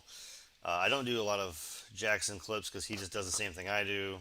And I agree with him on a fair amount of stuff, but yeah, anyhow, he gets a little interesting when he debates. So, if he doesn't debate, I'll cover him again. Emma Vigiland and Sam Sita at the Majority Report. They just can't get enough. Let's see what he has to say about my opinions. And I'd rather give him Ukraine and Russia because there was a caller into the than show, fucking Sam or and I guess Emma, I permanently broke the them brains ever. that were probably already semi-broken of every Majority Report viewer when I debated them. So. Let's see what they have to say. I'm curious. I actually haven't listened to the full video yet. Someone sent this to me. Let's take a look. So two quick things. One is just a thank you to you guys. I ran for office for city council. And I have to say I was a big fan of Bob's Burgers. It's a fairly funny show and can be played in the background like family appropriate kind of shit, so I can, nieces or nephews or whatever in the room, we can have that show on. And now all I hear is his frickin' Sam Cedar's voice as Hugo, and it makes me want to break my TV. So I've had to lay off. I've had to cut off the show because of his voice. A couple of years ago and managed to win in our writing campaign. Oh, wow. And Emma and you and Young Turks and everyone in this kind of orbit, it really inspired me just to kind of really push for progressive values at the ground level. And I've been at the Oneonta City Hall for about 2 years now. So thank you. Wow. That's for your inspiration for that. That's great to hear. Thank you very much. A second thing I wanted to talk to you guys about, have either of you, I've noticed a lot online, and I know online isn't necessarily real, but the attack on the Azov Battalion as being... Oh, we're talking about Azov Battalion. Okay. Let's see what they have to say. Oh, excuse me, about the Azov Battalion. Neo-Nazi, which it is, but I don't often hear talks about the Wagner Group. Have either of you heard of it? Yeah. The Wagner Group. Okay, the Wagner Group. What do they have to say about the Wagner Group? We see a lot of people talking about the Azov Battalion, but what about the Wagner Group? What about the Wagner Group? I don't see Jackson Hinkle or Haas talking about the Wagner Group. Emma's response was, yeah. Are they secretly Nazis? They just support Russian Nazis? Okay, let's see. Yes, I have, but... No, I have not. What is the Wagner Group? It's a PMC. It's a private military company that was founded and is, I believe, led by a Dmitry Utkin, who is a infamous neo-Nazi in Russia. They were really heavily involved in the siege of Aleppo. I was about to say, I heard this in the context of Syria, right? I guarantee you she did not hear this in the context of Syria. I guarantee you she just looked this shit up and saw something about Wagner in Syria and said that to sound smart. Yes, and there's belief now that, and you have to take it with a grain of salt with information coming out in war, but they potentially were the group behind at least one or two of the attempts behind Zelensky's assassination, or at least laying the groundwork for the invasion. But interestingly enough, I haven't heard a lot from your good friend Jackson Hinkle there talking about the neo-Nazis in the Russian military. I'm actually offended, whoever this caller is. I'm actually offended right now because I have actually talked extensively about the Wagner Group. Clearly, he's not a That's so viewer or bad. fan of my show, or else he'd probably know that. But, you know, I'll give Jesus, him Jackson. Yeah, time of day. fuck Let's them, hear what he man. has to say. Take him down. Military service. If you look this guy's picture up on Wikipedia, he's got the golden eagle and the swastika on his chest, which is pretty blatant. So, not to excuse the Azov Battalion or the very many neo-Nazis in the United States, but just to put it out there, I really haven't, and it's concerned me. It seems like a lot of people are forgiving Russia's imperialism and forgiving a lot of the nationalism and Russian, really super far right ultra nationalism. I think you're spot on. I think you're spot on. I think you're so spot on.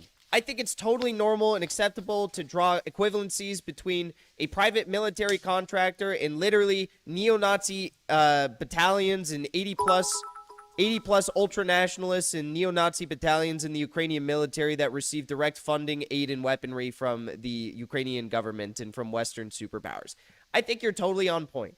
I think it's totally normal to equate, yes, a private military contracting company that, according to not even Western sources don't even claim this, but we'll probably just say it for funsies, that, they're not even connected to the Kremlin.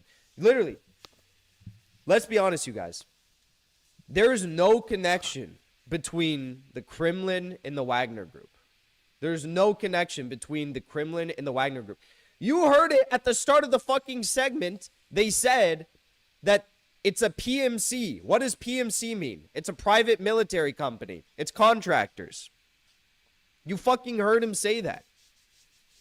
So why are you trying to draw an equivalency between private military contractors that have no connections to the Kremlin, and the only people who even bring up fucking the Wagner Group are Western outlets? Tell me one non-Western outlet that is actually breaking down the Wagner Group and discussing how the Wagner Group is a big issue and how they're tied to the Russian government in that sense.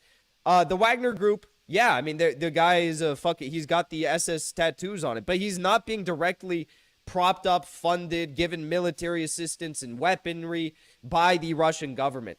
That's a completely different thing than the Azov Battalion, who literally has it's a movement. It's not even just a battalion, it's a movement. They train civilians in the streets. They have, you can look this up. I can't show it to you because I'm streaming right now and I'll get banned. They have marches of 10-year-old, 11-year-old, and 12-year-old kids who are Sieg-heiling, who are saying, glory to Ukraine, glory to, Hitler. They're saying shit like this. 10-year-olds. It's literally a fucking movement. In Ukraine, you have the leaders of the 2014 coup against the Yanukovych government who are publicly praising people like Stefan Bandera, who's a Nazi collaborator, the ideological leader of the far-right neo-Nazi Organization for Ukrainian Nationalists, which went on to help the German Nazis kill hundreds of thousands of Polish people, Jewish people, and Russians, even after the Soviets liberated them. It's insane. Literally, the Andrei Parubi, he was the leader of the Society to erect a Stefan Bandera monument.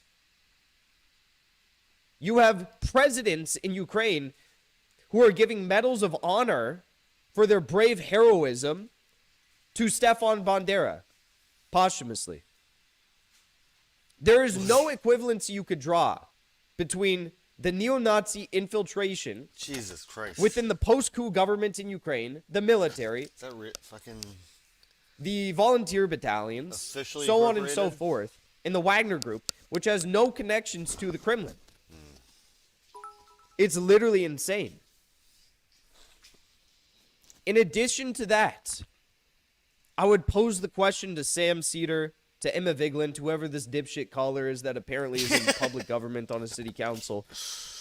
When was the first time? Do you know the first time in which media ever reported on the Wagner Group? Because I think this is indicative of the type of coverage that we've seen ever since of the Wagner Group.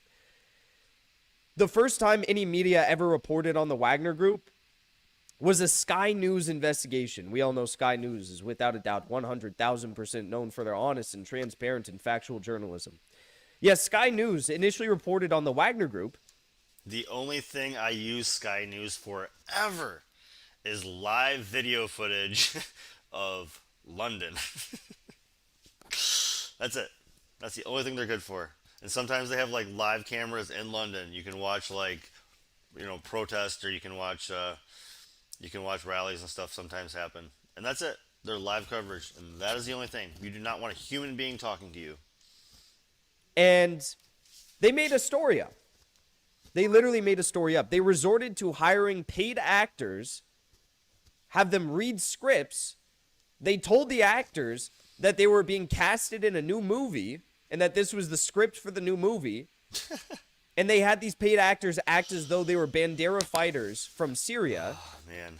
Who had lost loved ones, friends, brothers fighting in Syria with the Wagner group. I don't want to cut Jackson off again, but the way so this is proven, and then it's literally what Jen Psaki was saying, like, the Russians are gonna do this, they're gonna do this. It's like, bitch, you're talking about stuff that we just did 5 to 10 years ago, 15 years ago. Like, she's saying that the Russians are gonna stage all this shit, and it's like, wait, that's all this, you're literally saying, like, you're doing a dialogue that you're like, yeah, we did this 5 years ago, we did this 10 years ago, we did this 15 years ago, we did this 30 years ago, and so I'm going to say all these things are examples. All these things that we did are examples, and then we're going to say that Russia's going to do it. And they're just the examples that we've been called out on. Admitted to, committing war crimes and things of this nature. And then the whole thing was exposed by who? The whole thing was exposed by RT News. I wonder if any Western governments ever covered the fact that Sky News hired actors to do this fake story about the Wagner group. I doubt it. So you have all of that taking place. No shame, just. And they think that they can compare that to the very serious Nazi infiltration in... It's actually became, like, now that I watch Jen once in a while, or I watch her every day, I like... Once you start paying attention to what she says, it's like, holy crap, they literally use, like, you can watch Government Secrets, a fantastic podcast, and then you can watch Jen and go, yep, okay, so we did this 40 years ago, and now we're pretending like that's never happened, and somebody else is gonna do it to us, or like we forgot about Honduras, so we're gonna do it to Nicaragua. We didn't remember what we did to Chile 60 years ago, so we're going to go ahead and try to do that to somebody else. Like, it's just insanity. Militaries, battalions, brigades, volunteer militaries, general population, and government of Ukraine. Honestly, what they're doing right now is providing cover for neo-Nazis. They're providing cover for the ideological inheritors of people like Stefan Bandera. Whether they admit to it or not, that is what they're doing. Let's keep listening. Well, no, I mean, people are doing that, but I think the number of people are doing that are quite limited. I have to tell you. I mean, I think that I think it's wrong, and it undercuts, I think their anti-imperialism. We were just talking about. He thinks it's wrong and undercuts anti-imperialist, your anti-imperialist credentials. If you criticize the neo-Nazi infiltration in Ukraine, or you refuse to acknowledge that the bullshit equivalency, the false equivalency that the Wagner group is the same as neo-Nazis in the Ukrainian government and military, and they're being given U.S. Javelin missiles and shit like that, what the fuck are you talking about? About this before, the idea that people would say all right, granted, the United States should not have invaded and gone to war with Vietnam, but they did genuinely believe in the domino theory. And there were people who genuinely believed that the United States security do you not fucking know was what perpetual at risk, war and manufacturing consent now, is? you could say, well, wait, close proximity. Well, okay, I mean, such a bad actor. The Americans legitimately believed. Oh, that was the best thing I've ever said. I have to. He's such a bad actor. He's such a bad actor that nobody would actually take him as an actor. He got a little bit of writing, and he's such a bad actor, as in he lies right to her fucking face. He's a bad actor. That Cuba. How do people watch him? I don't even know what the fuck he's saying half the time. He stutters through every single fucking sentence. That's why Sam Stutter Week. That's why after the debate we called it Sam Stutter Week. Maxwell Smarts came in, message a day every day, Sam Stutter Week. I have no idea what he's saying half the time. By having a strong economy could threaten them in some fashion. Or, I mean, honestly, like we would never accept that kind of talk. No, for an occasion absolutely like not. this that represented no immediate, direct, or even long-term threat to the national security in terms of like war. I mean, I suppose there's an argument that Putin feels like, well, if we lose control of the breadbasket of Russia, that we will be less of a, an even more diminished superpower. But I'm sorry, that's not a. He thinks that Ukraine is the breadbasket of Russia. He thinks that Ukraine is the breadbasket of Russia. That's rich. It's even richer when you understand the fact that literally one of the reasons for the current crisis playing out was the fact that Putin didn't even want to use fucking Ukrainian pipelines anymore, so he built his own. He built Nord Stream 2. He said, fuck your Ukrainian pipelines, fuck those transit and service fees. I'll make my own. Some breadbasket. You talk about declining economies? Look at the Ukrainian economy. The justification for invasion. And I'm someone who believes that we should have never expanded NATO. Yes. And someone who So what the fuck's his point, then? hosted and largely agrees What is he with rumbling about? the at least months ago anyways, the value of questioning whether we Wheat and cherries, oddly enough. Ukraine has the other, like Ukraine, the state of Washington, and the state of Michigan are where most of the cherries come for the whole planet. You're gonna see, but it's not harvest season right now, so this is nothing right at the moment. It's almost planting season though. If the shit doesn't clear up in a month, they might not be planting wheat. And if it doesn't clear up in 2 months, we might not be getting cherries. And yeah.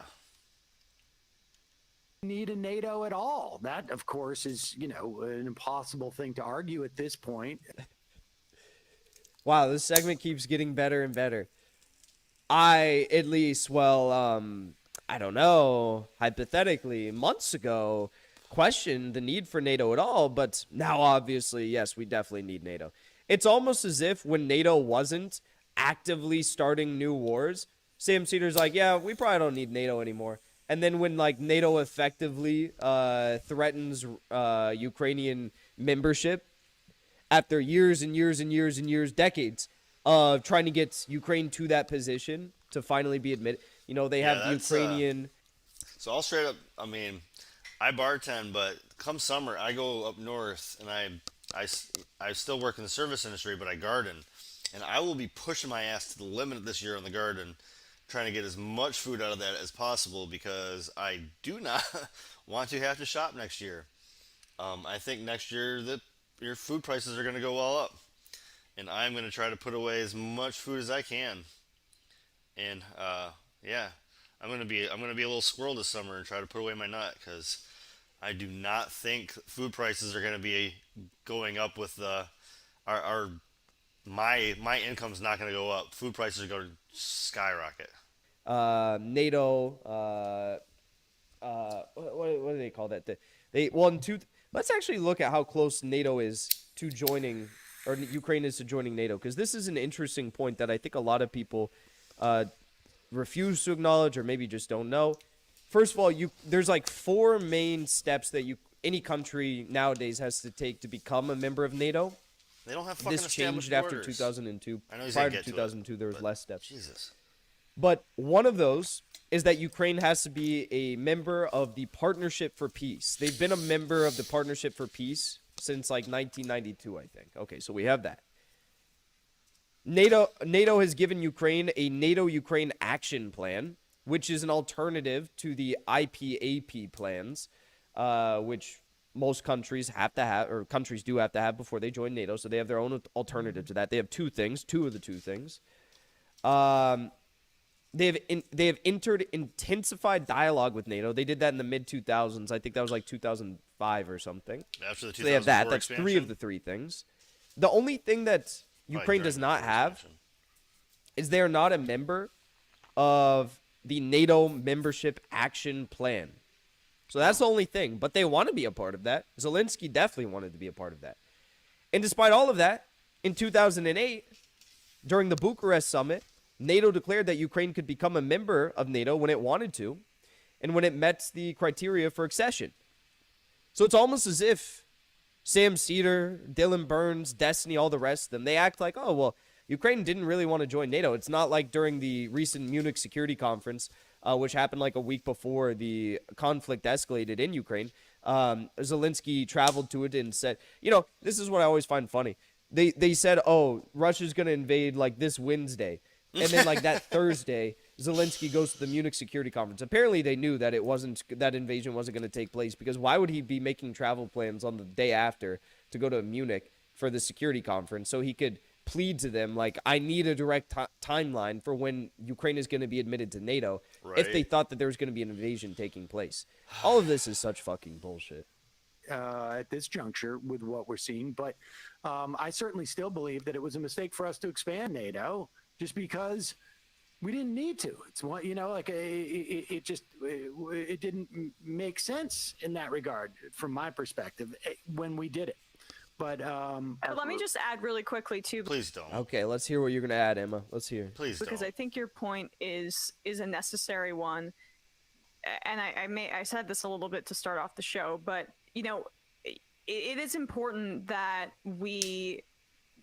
in the chaos and fear of the war in Ukraine, that the Azov battalion is marginalized. That is something that is necessary, I believe. But at the same Pause. Can we get a replay on that? What the fuck did she just say? First of all, she can't even pronounce the fucking name of the group. Second of all, does he have fucking voice said control on his computer? What did she say? Azov's going to be minimized or something? What the fuck is she talking about? but it is important that in the chaos and fear of the war in Ukraine, that the Azov battalion is marginalized.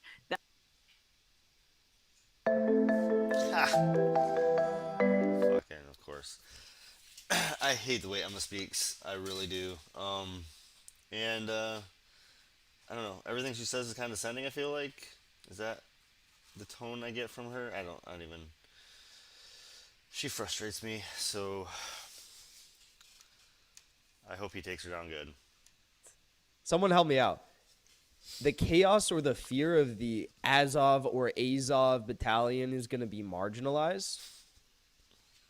What the fuck does that even mean? That is something that... You know what? I give Emma Vigeland a public challenge. I challenge Emma Vigeland to go live in Donetsk or Luhansk for the next 2 weeks and just see how marginalized the violence of the Azov battalion really is necessary, I believe. But at the same time, the over focus on it, to your point, caller, is meant to, it's truly just serving Russian propaganda and the trying to ascribe. You guys, all of you that are concerned about neo-Nazis in Ukraine, you're literally just serving Russian propaganda aims, okay? You're literally just a fucking Putin puppet. Some sort of morality to an imperialist enterprise, and something that's really dangerous and killing people right now, where there is none to be found. And so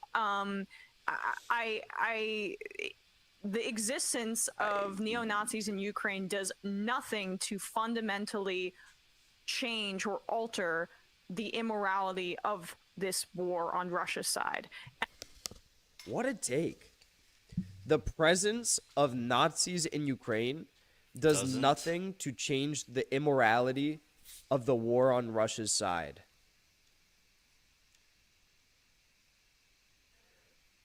Wow. That's all you got? That is quite the take. That's some ignorant shit. You guys, You're concerned about the fact that neo-Nazis have been slaughtering civilians in Donetsk and Luhansk for the past 8 years and that they've infiltrated government in Ukraine? You're concerned about that? Literally, that's it's a non-concern. We'll put it that way. It's a non-concern for Emma. They're trying to. You're concerned with the fact that in the past 3 years of fighting in the Donbass, 81.4% of the civilians that have been killed. I think the American, the American news, UK news, any news that we have easy access to here in the States, they're definitely pushing for the narrative of we need war, and if we get war, it's gonna be a big war. It's gonna be a pushing war, meant to enrich the wealthy and kill off some of us poor. It's not the kind of war we want to go to. That's for later. I don't want you right now. But all right, this is Monday. So typically Monday I do a big name that I've never seen before. This one is recommended by a friend. I have another one recommended by a any new kind of war would be. It's gonna be a civilian war because they're gonna kill civilians. Ugh. All right, so we're gonna go with something lighter. I'm almost 2 hours of talking news. I am kind of beat up at the moment, so let's do before we go to protest of the week. I didn't get to protest this weekend, so I want to go over the protest from the weekend, and then we'll go back to the press briefing. But for now, I'm going to check out Cletus McFarland, who, again, I've never seen before. This is recommended to me from someone that is... I'm going to keep going, man. I'm just taking a break from news for a second, I guess. And I'm going to check out this for a couple minutes. I've never seen Cletus McFarland. I have no idea what I'm getting into. 70 Dodge Charger and $20,000 in cash. I have no idea what I'm getting into. But it's a lot of car and shit, so from what I hear. Athletic Greens. Today I'm going to be talking about AG1, which is a daily supplement. What the hell just happened?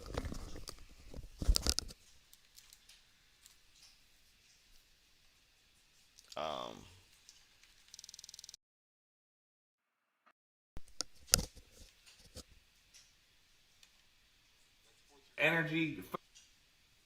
Okay, something's going on.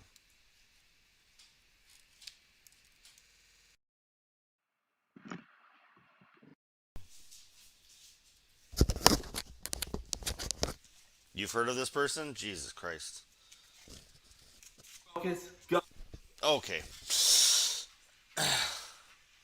Have a good night, Viscera. Thanks for hanging out. I have no idea what I'm getting into, and my phone... Not love it. Dog's not loving it. Nobody's loving it. Okay, Bub, I'm sorry. I know that was really loud. Gut health and a Jesus lot more. Christ. All right, so guys, I truly am a believer. Okay. I think this thing completely just broke my computer.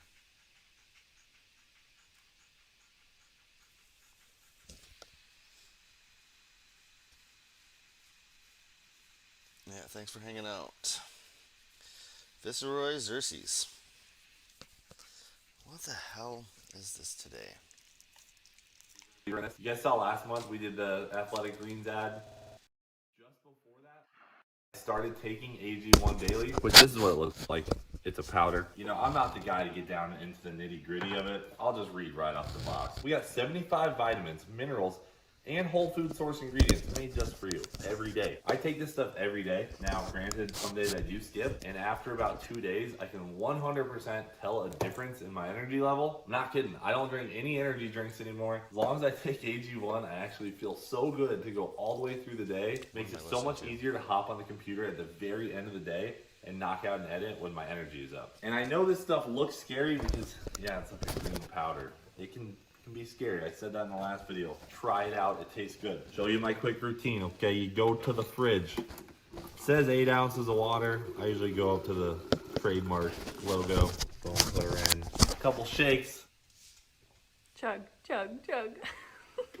I could legit drink it all in one run. So basically, I make this in about 10 seconds going out the door, drink it on my way to work, wash out the cup, repeat the next day. And then we travel a lot too, so here's my travel packs right here. You got a travel pack here. It's the same as one scoop out of the jar. But for a guy who doesn't spend a lot of time at home, for me to be able to grab all of the supplements I need for my day in one scoop that I can drink in about 15 seconds, AG1 has made the difference. I'm telling you, I am a true believer in AG1, and I want you guys to try it out too. And all you guys got to do is visit athleticgreens.com/Cletus. The link is in the description below. And by using my link, Athletic Greens, I'm giving my community a free year of immune-supporting vitamin D and 5 free travel packs with your first purchase. Well, that's it for now. Let's get to the live action. Hell yeah, brother. You're on the Cletus McFarland YouTube channel. Hi, folks. Check this out. Look at that. Stiff. Real suspension. It's a stiff boy you got there. That ain't going anywhere. Okay, so today may be the day, the actual day where Toast does a burnout where nothing goes wrong. No wheel hop, the brakes work, the engine works. Not saying it is 100% the day, but today could be the day where all the stars align. Your moonbeams come in alignment. All the moonbeams come into alignment. We got everything dialed in. We're pretty sure we were running too much oil in the dry sump, so we got that dialed back a little bit. And fresh oil. It's not And it's on fresh.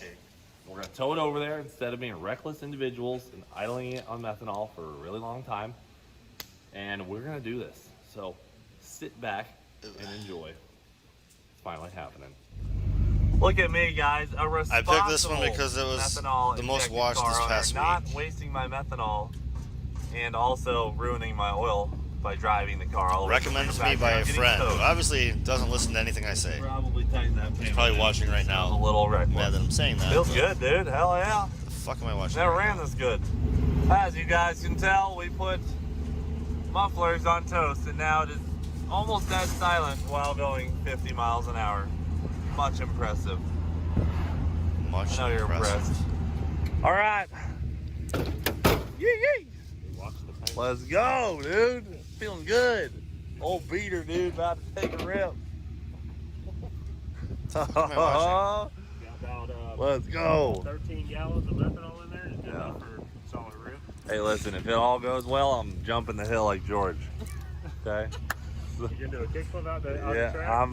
I kind of am jealous. He got to do a kickflip. First one ever. Yeah. All right, let's freaking do this. Yee. What are the noises Alright. he's making? Yee yee yee. Jesus fucking Christ. Get this thing started up, boy. Ready? What did I do to you? Why are you making me watch this? I'm sorry, what's this? Oh boy, Monday cars. morning at the Freedom Factory, fucking Lord of Transportation. testing out Toast. I'm a hiker, I'm a mountain biker. Oh, I can hear her running. She's Shit, running look at good, boy. Oh, I hope I'm in the same spot. Yee.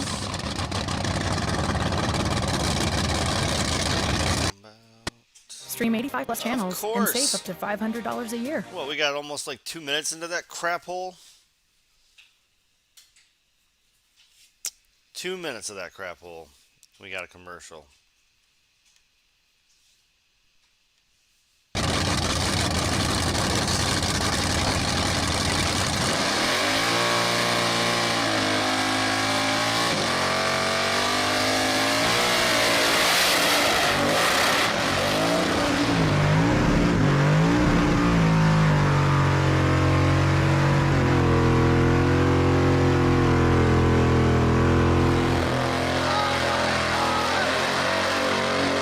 Okay, this is the video. This most watched video the past week.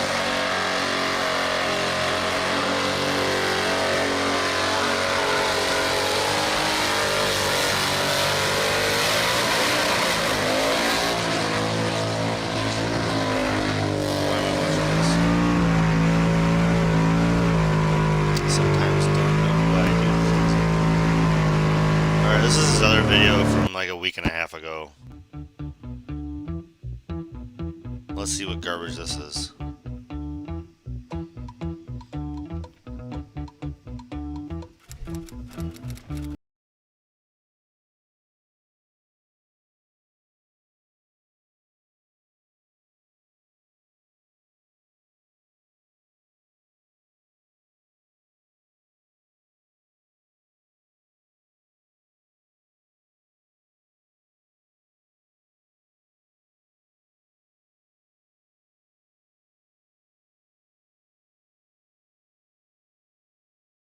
I'm sorry, this Florida fucking trash family didn't even put on a suit for a wedding or I guess it's just rehearsal dinner. But they didn't put on a fucking coat for a rehearsal dinner, and they have hats on.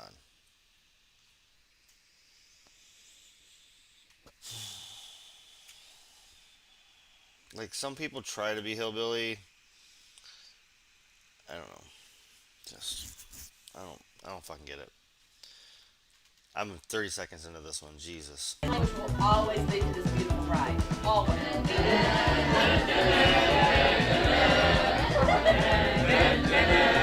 Stop. Kiss, mama kiss, daddy kiss. The first meal of her sweaty Perfect. And then you're gonna stop here. Welcome to the Cletus McFarland wedding.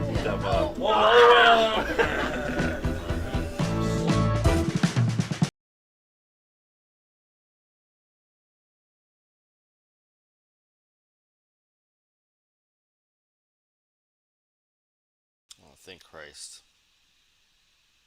Wait, what happened? Nope, it went to something else. Never mind. Everybody, what's up? Hope you're doing well. It's already 3. Okay, we're switching because I don't care about cars or hillbilly cars. And I gave it a shot. So there you go. Thou who recommended it, that was my reaction. I gave it a shot. And I lasted 2 or 3 minutes, 3 minutes on one and a minute on the other. Bunch of jackasses, and I don't give a shit. Like I'm a literal political junkie. I apologize if that was. We do politics. I don't. Yeah, this was recommended by one of my Twitch streamers, so Twitch followers. So I thought I'd give it a shot. Another giving it a shot day. Just see what happens here. 3 months into the year. I feel like we've been living in 2020 for 2 years. Today we're going to talk about feminism, and honestly I consider myself a feminist. I open the door for women. So in this video they mention trans people because, you know, everybody loves us. We are the hottest topic of discussion. So let's see if all these feminists think the same, and what do they have to say about us. Well, you might not be trans, sorry. Men can be feminists. 3, 2, 1, go. I mean, I'm wearing a hoodie that says men can be feminists too. I feel like I have to be over here. I feel like if I walked around any city with that, I would get punched in the mouth. Or maybe it's the cities that I'm around. Like if you walk around New York City with that on, I feel like, I don't know. I don't live in New York. That's just the first city I thought of with rude people. You're welcome. I'm from Massachusetts, if you're wondering. That's why I think that. I'm just joking. I'm just kidding. I love New York City. I like it. Don't look at me like that. You have good pizza. All right? Esbaro. Best place I've ever been to. I think most men that are feminists are like usually either lazy, virtue signaling, just want to see tits, or access to easy sex. Yeah, I mean, men can obviously be feminists too, but there are times where it is performative from anybody, and which is really, really unfortunate. Show by your really actions, sick. not by what you say. Pretending to be Just so cool because you're actually be better. uncool.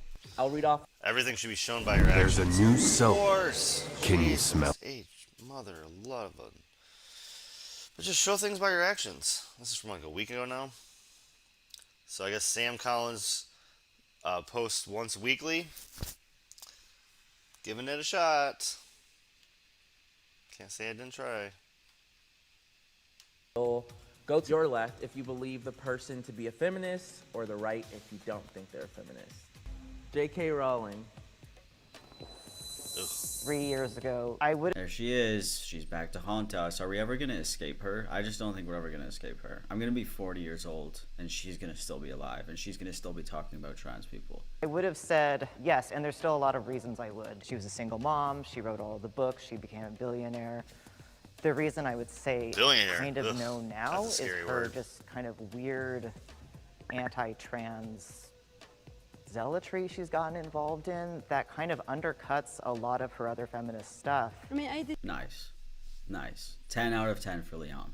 Disagree that just for the fact that she expresses her own opinions, that now people like literally crucified her and really want to like put her under and undermine everything she has done, you know? It's just she has I love the argument of that's just my opinion, or that's just her opinion in this case, because it is an opinion, yes, You're but right, people yeah. are also allowed to think that your opinion is trash, and No, her opinion yeah, is shitty, and I think if also you're an it's opinion- wrong. if- Like if she you actually use is your- factually wrong in a lot of things. if you that she try to says use about your trans voice people, or if not for all, a not only is it a platform bad like that, opinion, but then it's also dangerous. you I deserve know to that have sounds your a voice little shit on dramatic if you're to wrong. say, but it also educates, ill-educates people into thinking all trans if you're people are famous evil and you try to use your etc. voice, Just then she has such a big platform you have your voice that when you're is- talking like this very extreme stuff about a marginalized group, that's really the issue. Why should women like with a platform be forced to align with the mainstream narrative of what it means to be a woman and a feminist? Like, why can't her own personal journey be enough? Because when you're a person with a large following, you have a larger impact than just any person on the street or a person with Yeah, 100 you have a Twitter followers. you have a You platform. lot Like, when you're that famous, your voice is a platform. Like, you don't need a platform to say it. Anything that touches you is a platform because your voice is your platform. So yeah, you have the right to be ridiculed. You have the right to be attacked if your fucking opinion is like that. people listening, and a lot of people are going to listen to you because they like you, and if you're giving out false information, they probably don't even care because they like you, and they'll just think that what you're saying is true. So that's why it's bad when a person with a platform just spreads false information. It's literally not good for anybody. It really comes down to not that it's an opinion, it's that she's spreading Yeah. a lot of dangerous misinformation. But based on what though? Because you don't agree with it? No, it's scientific facts. Like, she's just talking. If you have more people listening to you than freaking, a news broadcast, then yeah, your opinion is not just a individual opinion. It is megaphoned. Talking about stuff that's Megaphone. incorrect. And her ideas about trans men have affected legislation that harms trans men getting the resources they need. Trans women are women. 3, 2, 1, go.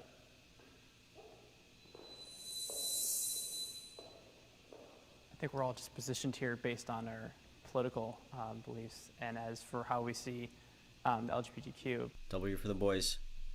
All day for the boys. All right, so let's pause for a second. I want to talk about something. I want to it's thank politically- the sponsor of it today's should be, video, which is Honey. Honey is an online empathy shopping is tool not that helps political. you save money. And who doesn't like to save money? Well, if it's you, Open-mindedness it's is not very not- smart of you. So what happens is Honey searches for coupon codes, and if there's a coupon code available, you will be able to use it, so you can save money on what you're already buying. You can put that money It's right odd back that into the your guy savings, instantly and said you this can is do more political, online like shopping he knows later. the Sounds great, doesn't it? So I've been using Honey for a while, and I've already saved hundreds political of dollars because ties it's the of that easiest thing person. ever. If you online shop, whether that's for shoes, makeup, clothes, video games, Like- even food delivery, it's super easy to use. It's really fast and it saves you money. So why not? If you haven't weird got thing to Honey say. yet, I literally highly suggest it because I got Honey. Everyone was talking about Honey. I Oh my finally god. got Honey. So I had to listen to two people do freaking Yes, if you wanna ads. check out Honey, you can add it to your browser. The two people that were suggested to me both have ads in their freaking bits. Ugh.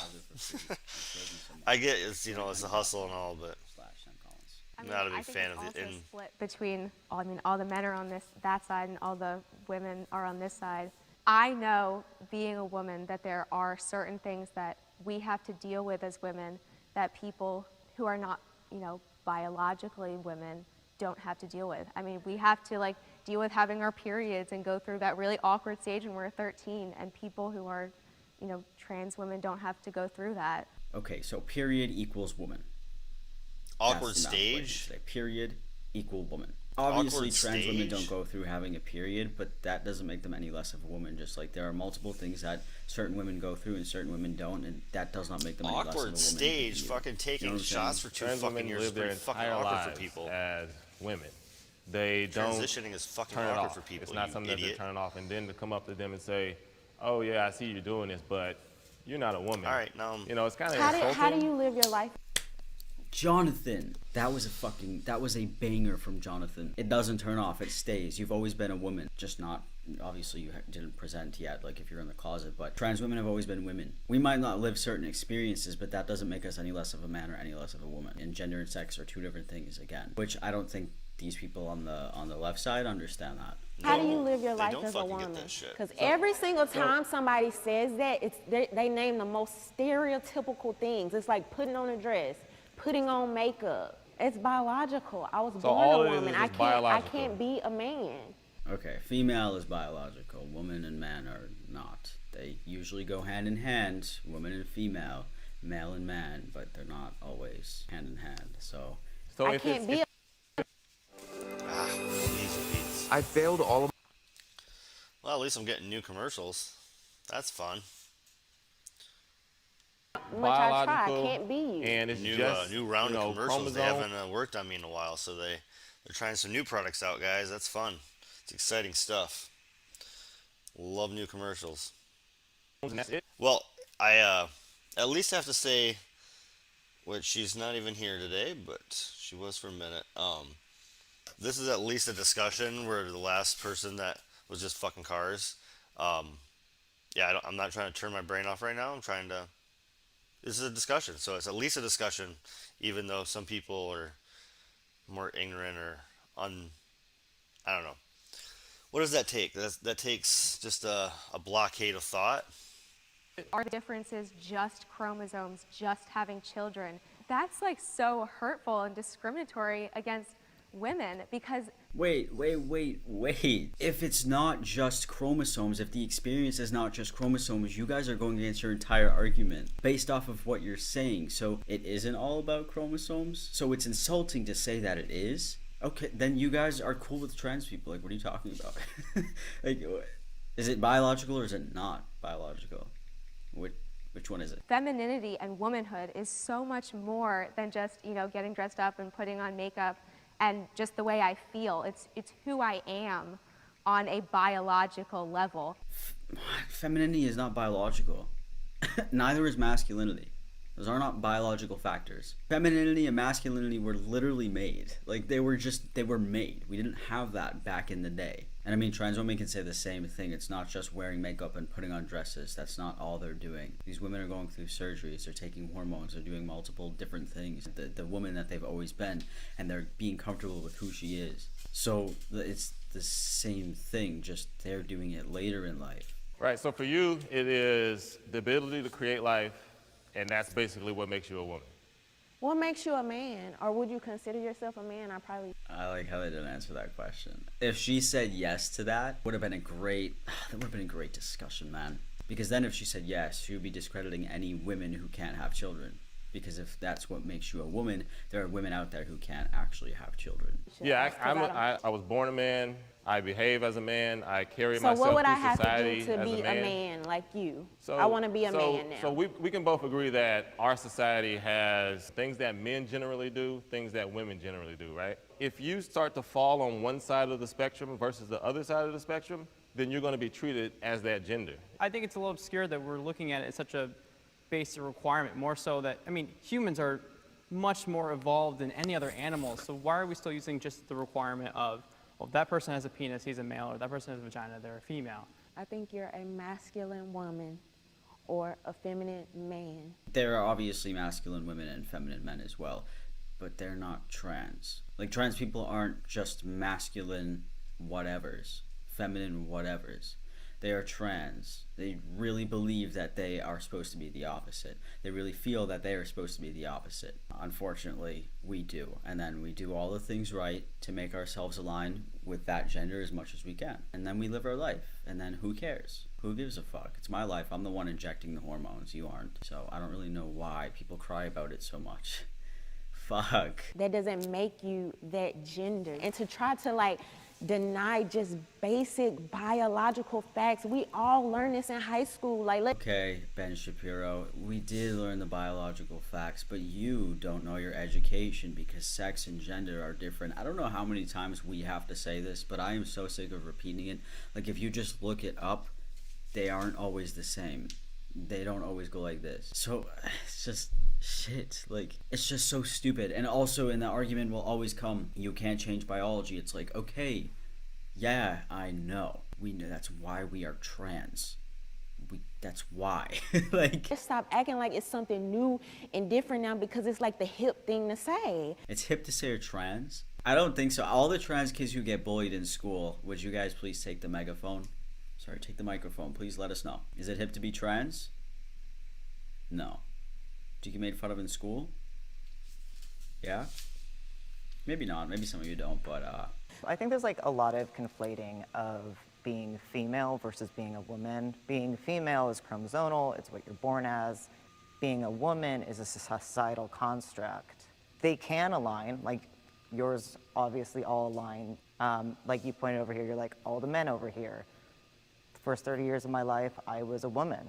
I transitioned. It's a disconnect with what you're born as and what you feel you should So be. gender dysphoria. Yes. Okay, I can believe that. I 100% could believe it. Yeah. okay. So all right. Are we all in agreement? Okay. So you believe in trans people? Okay. If it was just like, I just wanted to be a masculine woman, then sure, that's easy to do. But that didn't work. I'm not gonna say I'm male. I wasn't born with XY. That'll never change. And no trans person will ever tell you they're biologically born that way, because if anyone knows anything about biology, it's trans people. That's why they have to get hormones and do all this other stuff. Yeah, I haven't seen this part of the massive video yet, but transition. Leon, fucking gold medal, Leon. Amazing. Awkward stage. If I were to be here and say something, that's exactly what I would have said. Like, I'm so excited right now. And it doesn't take away your womanhood if someone else is a different type of woman. It's a different experience that shouldn't make you feel less of a woman if they're around or vice versa. Dude, incredible response. You know what? That's better than anything that I would ever say. Like, fucking, I'm so happy right now. I'm so fucking psyched right now, Leon. God damn. Do you all feel like the feminist movement should be fighting for trans women within that movement? I mean, it should be fighting for everyone's genders, whether they're trans women, trans men, cis women, cis men, or non-binary people. That's just part of feminism. I don't think so. I think it defeats the entire movement. By the way, that's not the end of their video. I just ended it there because I wanted to talk about the trans parts. And yeah, it was very interesting just to see people who consider themselves feminists but not include trans women and their feminism. I don't know. Yeah, so I guess that's all I really have to say about that. And they all kind of shut up when she said. They all kind of shut up. She was screaming, man. She was fucking. Oh, I don't think that. Oh, I don't think that. She had a voice. I don't know. The women in the group were mostly quiet except for the lady at the end, and she had a voice. She was screaming, and she shut up real quick. All right, that was a good video. Once a week, so I got to it. And let's freaking check out some protests for the week, huh? Well, first and foremost, don't say gay bill in Florida, my state.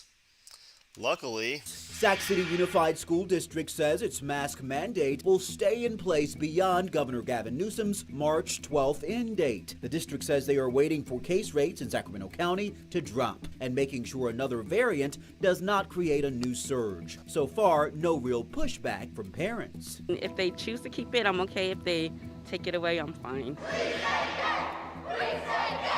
More protests after Florida's Republican-led legislature passed the so-called Don't Say Gay bill. The bill bans K through third grade teachers from teaching about sexual orientation and gender identity. It's framed as parental rights when actually all it's doing is targeting LGBT kids. And families, teachers. Florida's Governor Ron DeSantis is expected to sign this bill into law. A proposal in the California State Assembly would target house flippers. Whatever. Okay, so I got way more, but yeah, so there are tons of protests going on in Florida right now. Every weekend they have protests, and every day there seems to be some city, some high school, several high schools walking out at the end of the day, walking out after lunch, walking out and protesting. So this is not going quietly, and DeSantis is the asshole that's made it legal to hit your protesters with your car, so that's still a thing. Okay, let's move on to the next. There are some states that, for various reasons, Commercial, of course. This one is climate protesters storm BAFTAs and sit on red carpet at A-listers walk. This is going to be a red carpet ceremony in London, I do believe. Protesters with the campaign group Just Stop Oil have disrupted the BAFTAs red carpet. Oop, probably shouldn't. When they tried to get into the venue, many were stopped by police and security, but some managed to get in. Where they sat on the red carpet and chanted slogans.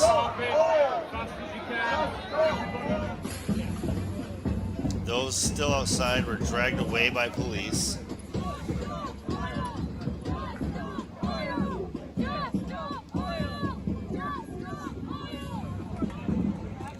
Those filthy climate protesters. Earlier, the Guard spoke to some of the protesters on why they're disrupting it. Because we've kind of been left with no option. You know, we're facing a climate crisis, which is already killing thousands of people. Like I said, my family are all from Latin America, Chile, Argentina, Costa Rica. They're already experiencing, you know, mass drought, mass fires. Thousands of people are being displaced. This is happening all over the world. People aren't paying attention. It's more that the people, you know, the people who are there, they have an incredible amount of influence, and we are asking them to do what's necessary and what's right, and to use their platform to speak out about the reality of what's happening. I am like an aspiring filmmaker. I've wanted to come to the BAFTAs for years. I was watching it as a child and thought maybe I'll be there one day. But now I know the climate crisis is much more serious of a thing, and I am about to throw all of that down the drain, essentially. Are you frightened? I'm really terrified, yeah. This is not something I want to do, but I feel like I'm in a position where I have no other choice. Fair. All right. As I say, I stand with protesters, and I usually almost stand all with them, and that is definitely a protest I stand with. Good on those guys. That was from 2 days ago, 13th. Oh, you're right behind me, huh? All right.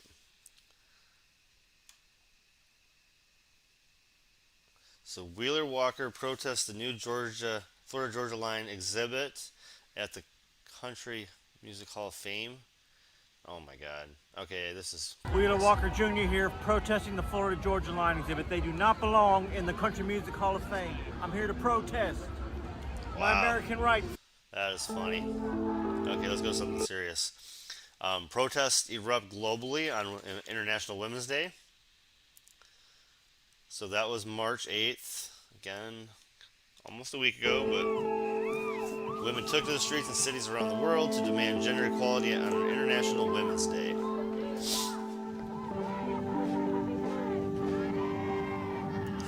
Okay, what? I'm showing protests, and we're gonna go. Yeah, all right, Sauertangi, Putin, Hitler, Stalin, fuck, kill, marry, go.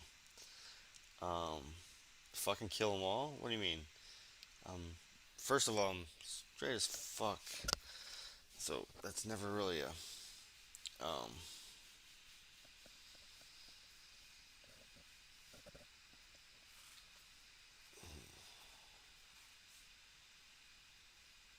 fuck that question.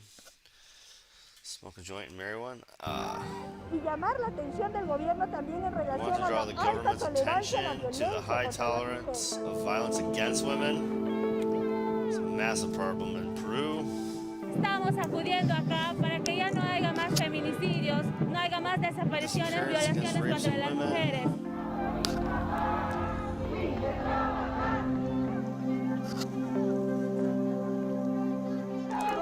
Also Bolivia.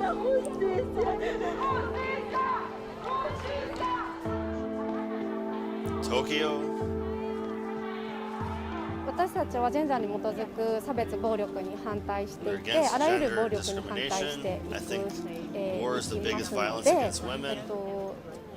戦争というのは一番最大の暴力だと思いますので、あらゆる暴力に反対する私たちとしては、戦争反対っていうことは必ず生きていかなくてはいけないことだなと思っていますし。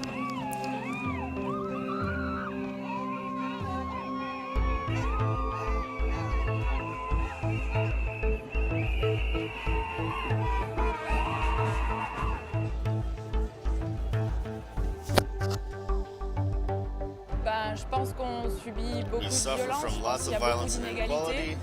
Je pense There's aussi also qu'on a a toujours constant tendance à tendency to sectariser separate d'un women côté les from femmes et men. d'un côté les hommes, alors que moi, But I personnellement, personally j'ai want to besoin de reunite women réunifier and les men. hommes et les femmes.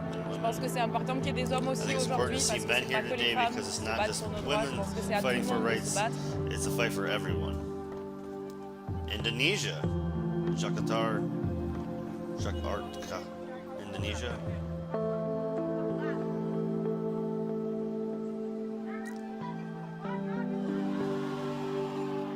Madrid.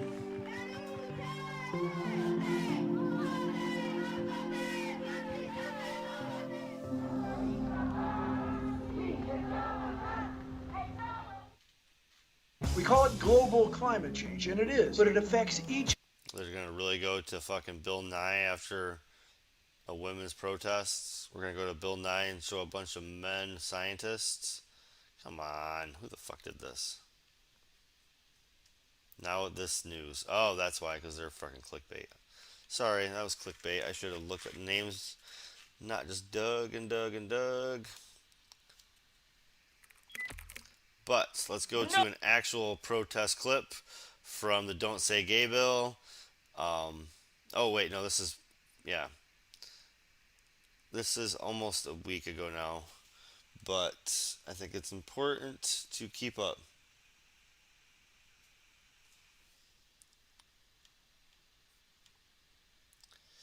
Yeah, that's why women and people under the age of 18 were allowed to leave, but all men had to stay in the country because you have to fight, or it's fucking weird. And I think they're just kind of normalizing that men cannot leave the country, and we're trying to normalize that men cannot immigrate. And when things get worse and worse, we're all going to be stuck behind having to fight for shit that we don't believe in because we're not allowed to cross borders.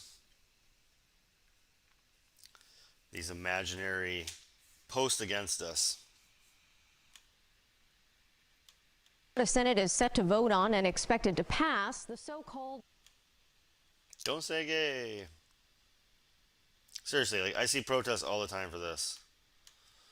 Don't Say Gay bill. It would prohibit any discussion, or rather instruction, about sexual orientation and gender identity for children up to the 3rd grade, Cheers. letting parents sue school districts if such talks are encouraged in class.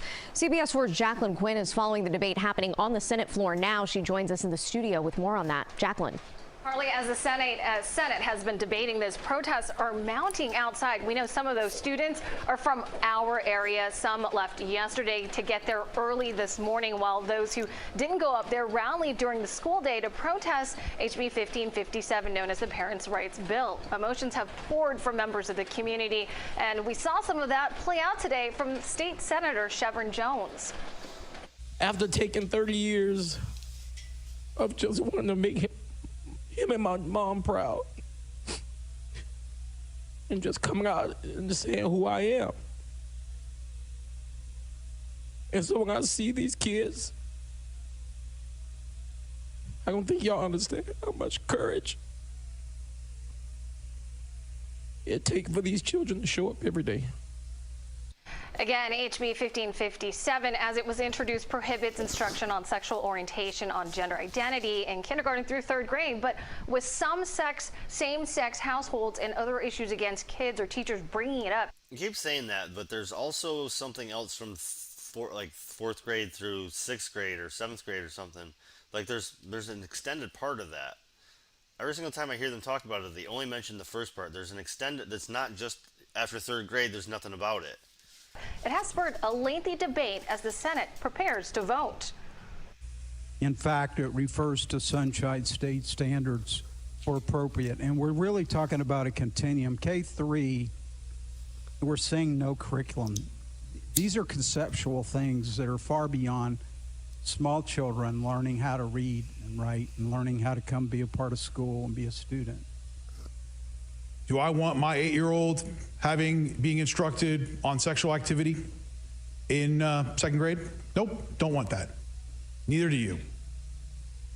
Do you want any of these conversations taking place outside of state standards? Nope, neither do you. Talk to your parents. That's what this bill says. I think so. That guy seems like the kind of dick that sends his kid to private school or has self-tutor, like home tutors. So he has no fucking clue. Senator Brandis' point is he doesn't want any conversation at that grade level amongst those kids. So again, you don't have the words gender identity and sexual orientation in a bill having to do with kindergartners through third graders if you're not concerned the sexual orientation that they're going to speak about is not your own. Why is this bill necessary? I haven't yet heard even why that would be. And so why it's even necessary? Because I've not seen or heard of any teachers walking into a classroom all of a sudden talking about anything related to sex or otherwise. Now, we are still waiting on a vote. If it passes, it's expected that it will be challenged. Lauren, Carly, back to you. Jacqueline, thank you for that update. Meanwhile, Governor Ron DeSantis' press secretary has come under fire after tweeting that anyone who opposes the bill is, quote, probably a groomer. On Friday, Christina Pushaw said the bill would be more accurately described as an anti-grooming bill, and anyone against it is probably a groomer or is complicit in.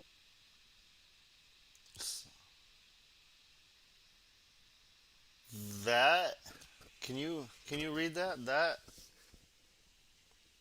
It's not just on 3K though. That's what the news segments are always about, but there's literally second parts of the bill. I can't remember what it is, and I should probably read it before I go on any protests, but this weekend I have a concert. Sorry, I don't get to go out and do stuff much. I'm going to my fucking concert. My bad. I get to have a fun weekend for the first time in 6, 8 months, 10 months. But yeah, I want to go to one of these protests, and I should definitely read up on it because it's way more than just that. And then, of course, I'd be at the protest, and some asshole would ask me a bunch of questions, and I wouldn't know, and it hurts your cause if you don't read up on it. Read, watching a freaking hour or something before you go to a protest, right? Like, don't go in blind, because if you go in blind, you're going to get blindsided. Because there's going to be anti-protesters, there's going to be counter-protests. It's just how it works.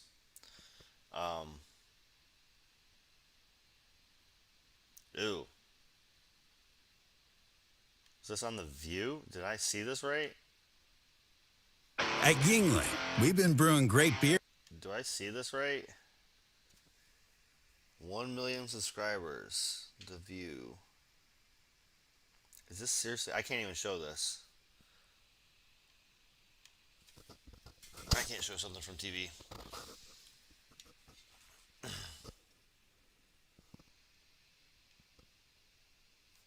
Okay. I can do this one. So transport is paralyzed along the Thika superhighway as Boda Boda operators protest. This is in Kenya, and they're blockading a superhighway currently in various parts of the country. So again, I'm with all protesters. There's actually a couple pretty big protests in Africa right now. Rogue Boda Boda riders continued for the third day Thursday, with police facing rebellion from riders who protested the operation, saying they are being unfairly targeted. This as 16 Boda Boda operators arrested in connection with last Friday's incident, where a woman was assaulted, were presented before court on a miscellaneous application. The suspects will remain in custody for 25 days as police firm up investigations. Here's Hassan Magambi with the details. Thursday morning, and Kirinyaga town was covered with smoke. Battle lines drawn as Boda Boda operators engaged police in running battles. The officers dispersing the riders using tear gas canisters. The riders who refrained from addressing the media for fear of victimization said they were being unfairly targeted for sins of a few of them. Kirinyaga County Commander refuting the claims, saying the operation targeted those that operated without proper documentation. But this is a crackdown that will continue. We are not relenting and we are not letting it go. So they should get prepared to follow what the government is giving up as a policy, that they register. Not that they come here to force us to release other pikipikis. More than 100 bikes were impounded, with the riders left with the option to go claim them after proving ownership. In Nairobi, the Thika superhighway was blocked for the better part of the afternoon as border riders protested the countrywide crackdown. A huge traffic snarl-up was witnessed as the riders barricaded the road. Ile maneno ilifanyika Forest Road imetukuta mpaka hapa Githurai, na sisi hata tusijali na hiyo maneno, hatujui kunaenda aje, tumekutiliwa tu tukiwa kwa kazi. Tumesikia vibaya sana sababu tumepiwa tear gas sisi tukijifanyia kazi yetu. Sasa sisi tunashindwa, kwani sisi tulifanya hiyo maneno. Mimi tunaomba serikali tafadhalini ushike watu wenye walifanya hiyo tabia, sababu sio sisi. Sisi tunatafutia watoto wetu na sisi Githurai tunakuwa na amani, tunakuwa tumeshikana sisi wote. When the riders scattered, police were left behind clearing the barricades to allow free flow of traffic. In South B area of Nairobi, the protests were different. The riders apologizing to the nation. The message each carried was clear. All they want is to bounce back to business. Wale ambao tayari wako na stakabadhi zile ambazo zinahitajika kufanya kazi waruhusiwe kuendelea na kazi, manake wana familia, wana madeni na wana bills za kulipa. Kwa hii sasa hii watu wa boda boda. All right. I can't hear anything they're saying, right? So we're going to move on. The next one was Delta pilots are protesting at the Atlanta airport 4 days ago.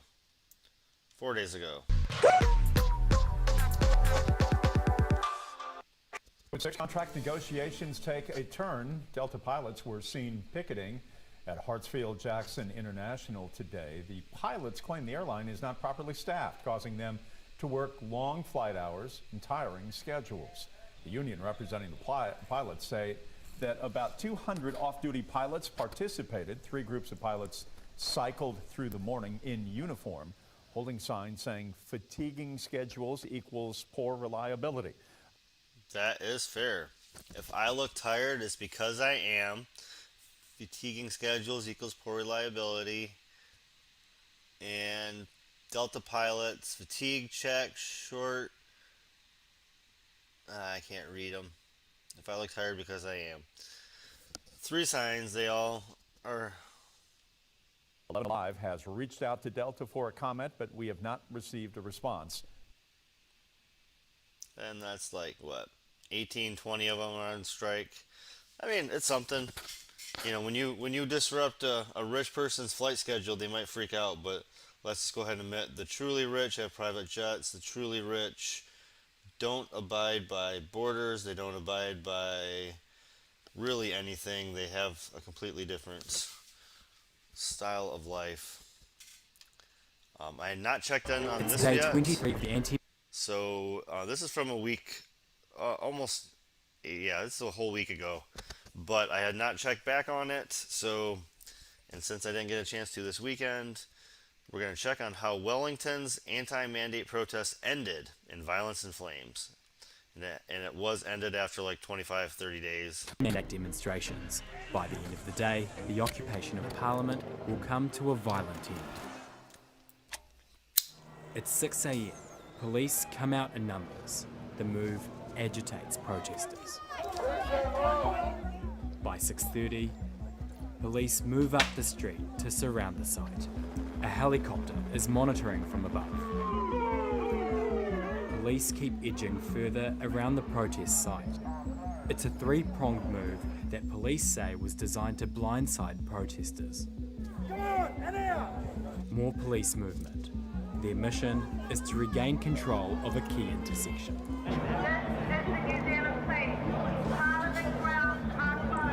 From here, failure to comply results in arrest. As police dismantle structures, protesters fight back with improvised weapons, plywood shields and pitchforks. They throw white paint at officers. Police retaliate with pepper spray. What the fuck? They said they threw white paint at officers so they got retaliated with pepper spray? That's not what the... Come on, seriously? This is New Zealand. It's 8 a.m. and police have shields now. Numbers are growing. There'll be 500 officers by the end of the day. The wrestle for territory begins. By 9 a.m, there have been 20 arrests. Officers focus on the perimeter around Parliament grounds to break the campsite stronghold. A forklift heads up the street, clearing obstructions. They tow 15 cars. The number of arrests is up to 60. So far what we have seen is children being removed away from the places where police are. We would ask that children are removed altogether. This has never been about preventing lawful protest. This particular protest, though, has reached a stage where the harm being done far outweighs any legitimate protest. Protesters respond by digging in even more. They're now using fire extinguishers to take on police using riot shields. They point a laser at the police helicopter. Then it went a little quiet for 3.5 hours. It went a little quiet? Just before 3:30 and police in full riot gear move up Molesworth Street. They're forcing protesters towards the Lambton Quay end of Parliament. Protesters fight back. Video appears to show protesters deliberately lighting them. What are you up to, bro?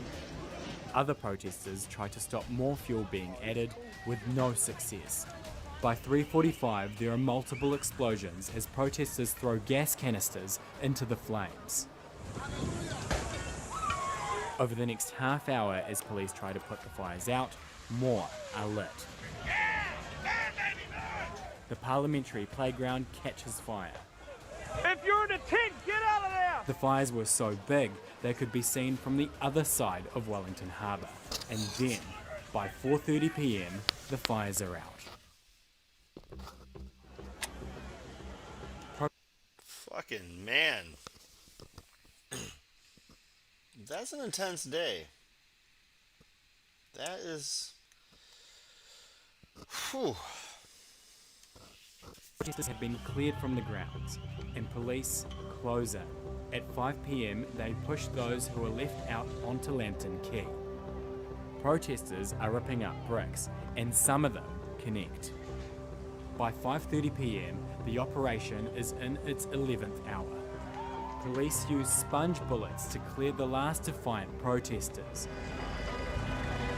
12 hours after the operation began, the occupation was at an end. It was an attack on our frontline police. It was an attack on our parliament. It was an attack on our values, and it was wrong. That was fucking intense, is what that was, yo. That's not a peaceful resolution to a freaking protest, lady. That is brutal force. Brutal force. Alright, here's the next one from Africa. University of Elder Tort workers protest after they are locked out of institution following pay dispute. This one was from yesterday.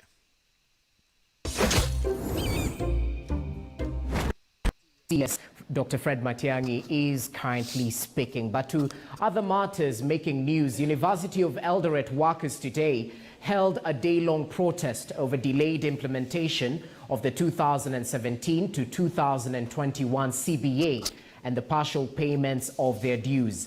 The union leaders now want the university management to intervene. The workers were locked out of the institution.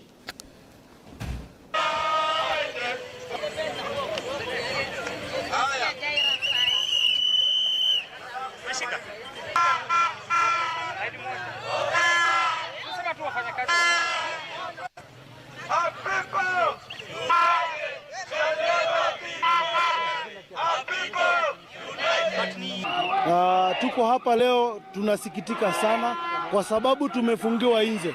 Kikazi tulikuwa tunaendelekea kwa kazi asubuhi, tunafika maaskari wamewekwa hapa na hatujui ni kwa sababu gani.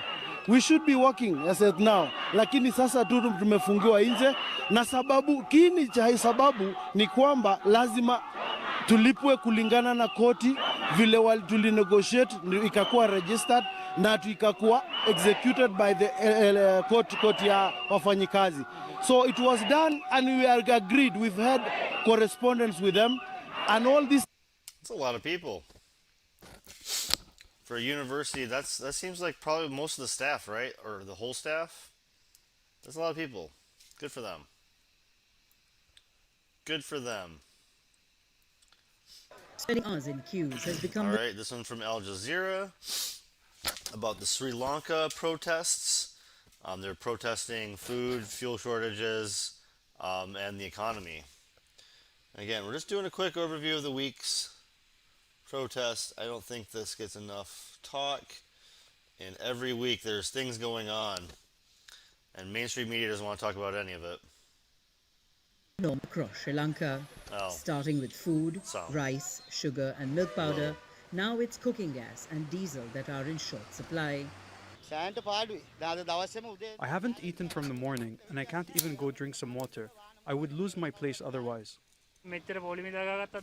After spending so many hours in queues, we can only run about 2.5 days. We can't keep doing this, so we appeal for this problem to be solved. The shortages are a result of the government not having enough dollars to pay for imports. This is because its foreign earnings and reserves have been rapidly declining since 2019. Huge debt repayments have eaten into a big chunk of available resources. The crisis has affected all sectors, including public transport. Operators say they are struggling to survive from day to day. On the one hand, there's no electricity. They cut power for 7.5 hours. The diesel stocks that come, half is given for power generation. It's only half the stock that's used for everything else. After months of coping, people are protesting. Here in Chilao, north of Colombo, fishermen complain they don't have fuel for their boats. My husband can't go to sea. There's no diesel. I hope those responsible are struck by lightning. In Colombo, a silent protest. Enough is enough, says one banner. Stop ruining my country, reads another. Months of skyrocketing prices and... I don't know if that's like just a standard slight in Sri Lanka, or if that's like straight up vengeful, but that was fucking awesome. Just, I hope they're struck by lightning. Shortages of food, medicine, cooking gas and fuel have made Sri Lankans frustrated and angry. To make matters worse, they've suffered through the worst power cuts to be imposed in more than 25 years. 7.5-hour interruptions a day are causing chaos among all segments of the population. Sri Lanka's public utilities regulator says it has been pushing to solve the power crisis. It has become a national issue. So necessary the attention has not been paid by the political hierarchy then and now and the other authorities. So we have been fighting, with almost everyone to sort out this issue. Increasing. We've been fighting with almost everyone to sort out this issue. Alright, now these motherfuckers look like they're ready to go, right? Look at him again. Look at him. He is Kush. He's got a very nice, he looks Kush. That he doesn't have a clue what's going on compared to the everyday person. He's a person that's detached. We have those here. Alright, well, that was all the protests, all the different protests I could find. I mean, I can find 1,000 things on the Don't Say Gay and 100 zillion Russian anti-war protests, which is why I didn't show any, because you don't even have to try. You just think it and you can find it. So that is easy enough to be found. So easy to be found, it hurts.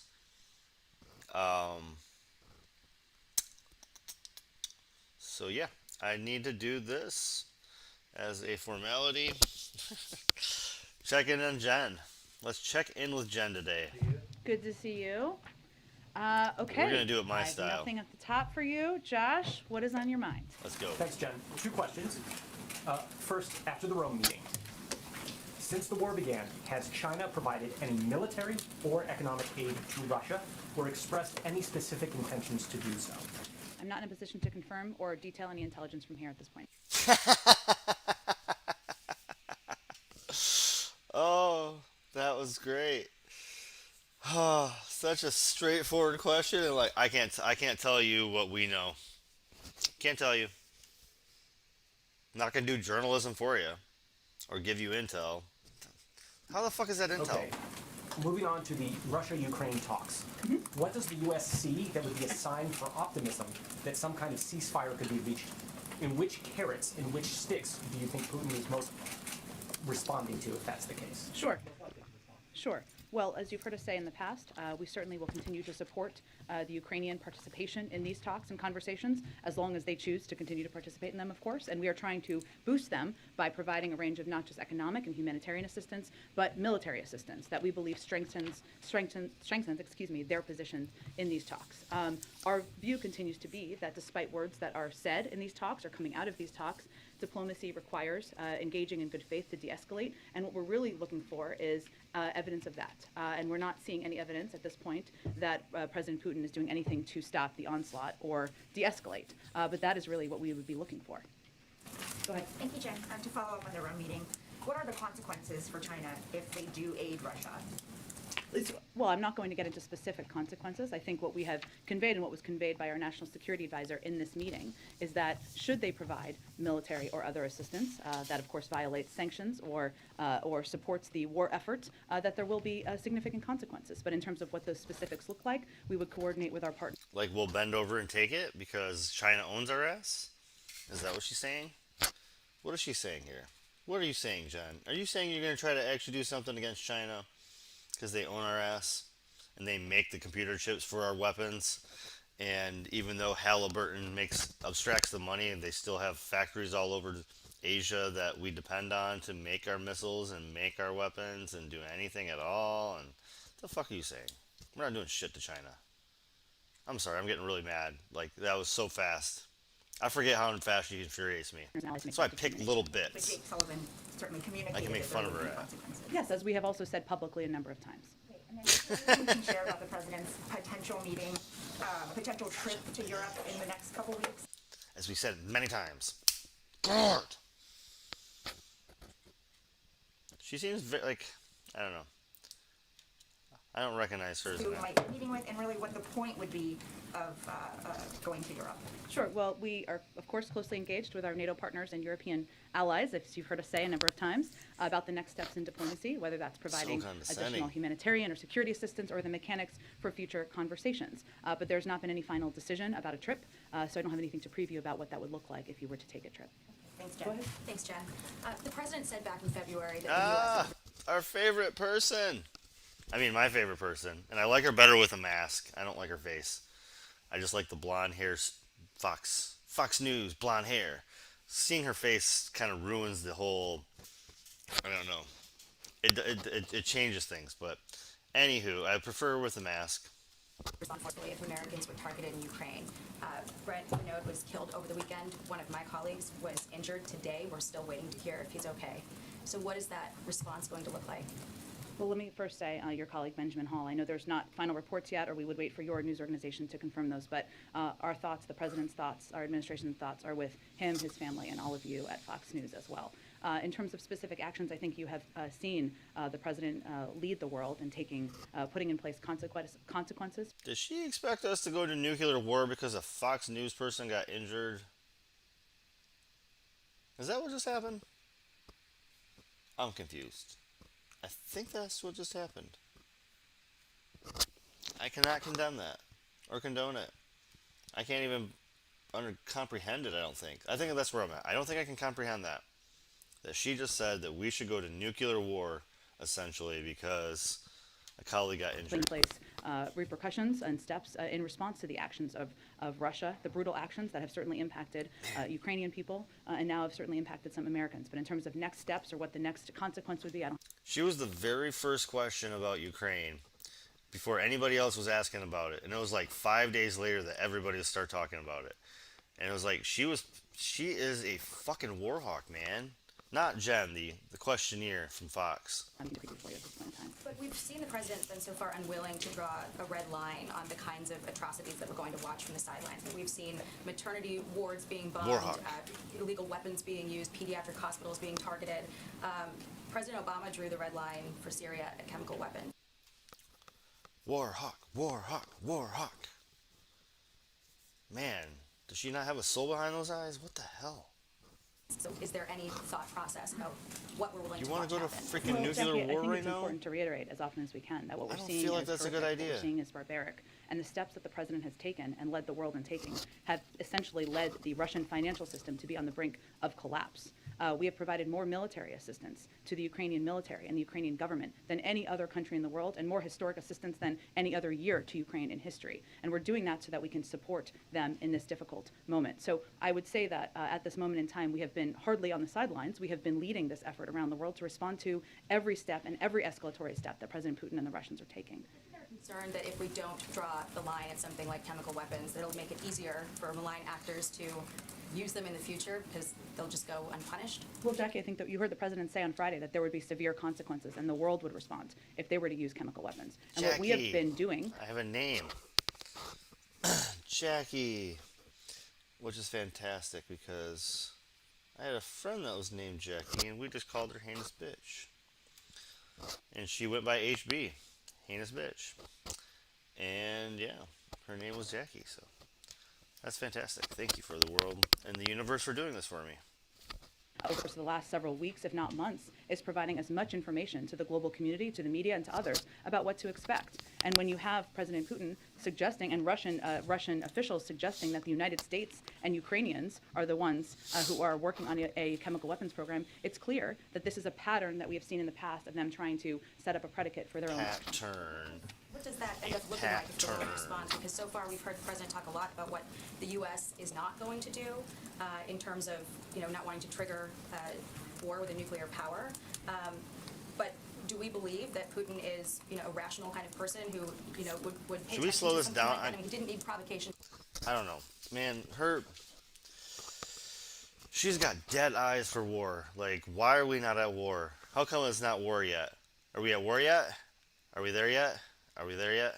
Are we there yet? Are we there yet? I mean, is there war yet? Are we there yet? And she's allowed to ask, like seriously, there's nobody that's allowed to ask like 17 follow-ups except for freaking the lady from fucking Fox. It's kind of crazy. To invade Ukraine, why wouldn't we think that he would just create a pretext that is fabricated for something like that? We do. That's why we've talked about it. And I think, Jackie, what's important here is for any, and then I'm just going to move on to get to more people, is that for any president, you have to weigh how you can lead the world. You asked too many damn follow-ups, woman. Nobody gets to ask that many follow-ups. Who are you? Who are you? How you can make very clear that actions are horrific, that they are not acceptable, they're not aligned with global norms, while also thinking about our own national security interests. And starting World War III is certainly not in our national security interests. Putting U.S. troops on the ground in Ukraine to fight a war with Russia is not in our national security interests. You don't fight a land war with Russia in the winter. It's fucking rule 1. It's like rule 1. You don't fight. It's on the Princess Bride. He said, most famously, you don't start a land war with Russia in the fucking winter. And after that, you don't start a mine thing with Sicilian. You don't go to a battle with Sicilian or whatever it is. Who cares? You don't go to war with Russia in the winter. There are not enough people. Go ahead. Just you said, though, about misinformation in Twitter. Because last year the president worked with She Twitter won't shut it. specifically to address misinformation on vaccines, called it a wartime effort. Has there been any conversations with Twitter to address misinformation as it pertains to chemical attacks and that kind of thing, given that Russia has banned this platform within the country and they're using it to obviously target eyes outside of the country, including within the U.S., to spread propaganda and We are the ones who told you all about that. I agree. I don't have anything to read out for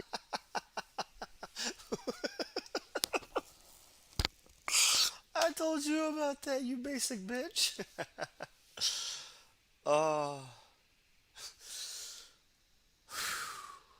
That was beautiful. Thank you for that snarky ass moment. with Twitter or any other social platform, but I'm happy Love to it. check and see if there's more. Go ahead. Back on the Rome talks, have you seen any, or did your colleagues see in this meeting, any sign that China got the message that they are going to heed your warnings? Well, what we're going to be watching closely, of course, is actions. So beyond that, I think as my colleagues just read out for you in a call that we delayed the briefing slightly to make sure you could all participate in, it was an intense 7-hour session reflecting the gravity of the moment. And it was an opportunity to be very clear about what you've heard our National Security Advisor convey publicly, but more directly about what the consequences would be. And your colleagues have said that your deep concerns were conveyed about what would happen if China were to align more closely with Russia. Just big picture, if China does not heed the U.S.'s warnings, if they do move forward with this, how concerned are you that this is inching closer to the world war that the president has been warning of? Well, I think what we're looking at here, one is if China were to decide to be an economic provider or to take additional steps there to Russia, they only make up 15% or 15 to 20% of the world's economy. The G7 countries make up more than 50%. So there are a range of tools at our disposal in coordination with our European partners, should we need to use them. But again, we don't have anything to update you on in terms of an assessment. This is obviously an area we're watching closely. While this meeting has been planned for some time as a follow-up from the November call that the president had with President Xi, it was a timely and important moment to have this conversation, especially given the reports we've seen and the invasion, of course, of Ukraine. Oh, go ahead, one more. Go ahead. One quick follow-up, actually, to Jackie's questions about chemical weapons. The president, as you noted, said on Friday that Russia would pay a severe price. What would that price look like? Are we talking in the realm of more sanctions? Can you give us sort of any big picture about what that would entail? That would be a conversation that we would have with our partners around the world, but there's no question if Russia were to decide to use chemical weapons, there would be a severe reaction from the global community. Go ahead. So when you talk about kind of the possibilities for China if they don't go along with what you've asked, would you say, like you said with Russia, that... Would you say you're full of shit? is on the table, including ending trade negotiations, sanctions? Is that all on the table? I'm just not going to be in a position to detail it further from here. We'll see. We'll keep having this conversation over the coming days. But you won't do nothing if China decides to provide military We've been clear there would be consequences. You all would initiate? Yes. Okay. And then what's kind of your thinking about what an end game looks like as far as these conversations with China? Do you want them to shift their strategic priorities and not have a relationship with Russia that it does now, or are you looking for something more modest? Less about changing their mind and more about making clear with them what the consequences would be should they take additional actions to support this invasion. Go ahead. And the additional $200 million in security assistance the president signed off on this past weekend, an official said that part of it would go to anti-armor and anti-aircraft systems. I know the Pentagon says it's still kind of in process right now. Are we talking about weapon systems that have already been delivered, or is there consideration of new types of weapon systems in this tranche of funding? It's a good question, Phil. My understanding, and just to give you all more detail, this weekend, as I think you all saw, we announced, and I think that's why you're asking, the president authorized an additional $200 million of security assistance, which utilizes the maximum amount of funding available to provide Ukrainians the type of weapons they are using so effectively. It's really continuity, as I understand it. Let me double check this for you, of the type of weapons that they have been using very effectively on the ground to push back on Russia, both in the air and on the ground. So that includes, as you noted, anti-armor, anti-tank, and air defense capabilities and ammunition of other types, and other types of assistance to address the armored, airborne, and other threats that they are facing. But my understanding, Phil, is it's a continuation of the types of security assistance that we have been providing, and of course the president is looking forward to. There's a significant amount of funding, as I think you all have noted, in the omnibus for Ukraine, which would enable us to provide even additional assistance to add to that package. And then just a quick follow-up to one of Josh's questions. Deputy Secretary of State this weekend said, quote, she's seeing some signs of willingness to have real serious negotiations. I think that differed a little bit from what we've heard from officials about the Russian posture up to this point. Can you elaborate on what the signs may have been seen in terms of giving the Deputy Secretary of State that view of things? Well, she also said that they would have to back any words with actions, essentially, which I think is an important context, right? They did have talks today. There have been reports that they will have additional talks. We have been very appreciative of the efforts of our allies, France, Germany, Israel, and Turkey, and others to be participants in these talks at times or engage in these talks at times. But again, diplomacy requires both sides engaging in good faith and to de-escalate. And what we're really looking for is specific delivery of actions. I think it's important to remember that there have been 5 or 6 attempts to implement a humanitarian corridor. Those have not been effective. Those have not worked. You've seen through video footage and others reports that those that has not been abided by. So that is where we are keeping our eye and focus. Go ahead. Nope. If I can get this. That we aren't going to stay at the fight to get exactly that accomplished and done. Is there any reason why you've not condemned racism against Africans in Ukraine? I understand that Ukrainians are the victims there, they are being bombed by Russia and they are being killed, but a lot of Africans there are facing racism. I know you are providing a lot of financial assistance to Poland and to Ukraine, but Africans there are being barred from even entering Poland. Why have you not officially, the White House, issued Yeah, African refugees that were in Ukraine are now not allowed to leave because other countries won't take them in. So they're stuck there too. By condemning racism against We, African we, people. we have, and I believe the State Department has, but we have spoken out against that and expressed concern about any reports of discrimination or at the border. And finally, if I may ask you, I'm trying to understand where you are trying your end game in Ukraine. You are not going there. You're not sending troops there. There will be no flight zone over Ukraine. And will it be a fair assessment to say that you are pushing these guys to commit suicide, knowing that Russia has a superpower and eventually it will capture the main cities, Kiev and Kharkiv and all the cities around there? What's the end game? Well, the end game is really a question for President Putin. We have completely crushed his economy. Holy shit, he just asked the question. Right? Was that, he just dropped that shit right in her lap? We have provided military assistance, humanitarian assistance to the Ukrainians, enabling them to fight back for far longer than the Russian leadership anticipated. And again, he has to determine what the path forward looks like for him. Thanks, everyone. Can you confirm or deny the rumors that the Russian hit squad keep going after journalists? I don't have any details on that for you. Bye-bye now. All right. Thanks for running out on us. And yeah.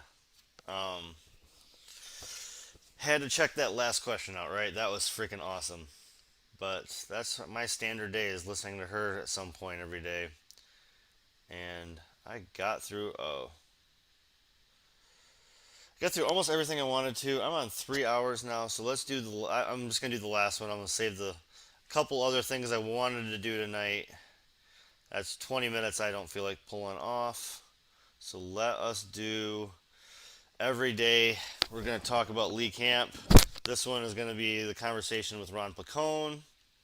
So 2 comedians discussing how Lee Camp, a comedian from America, covering American news, who's about as American as you can get.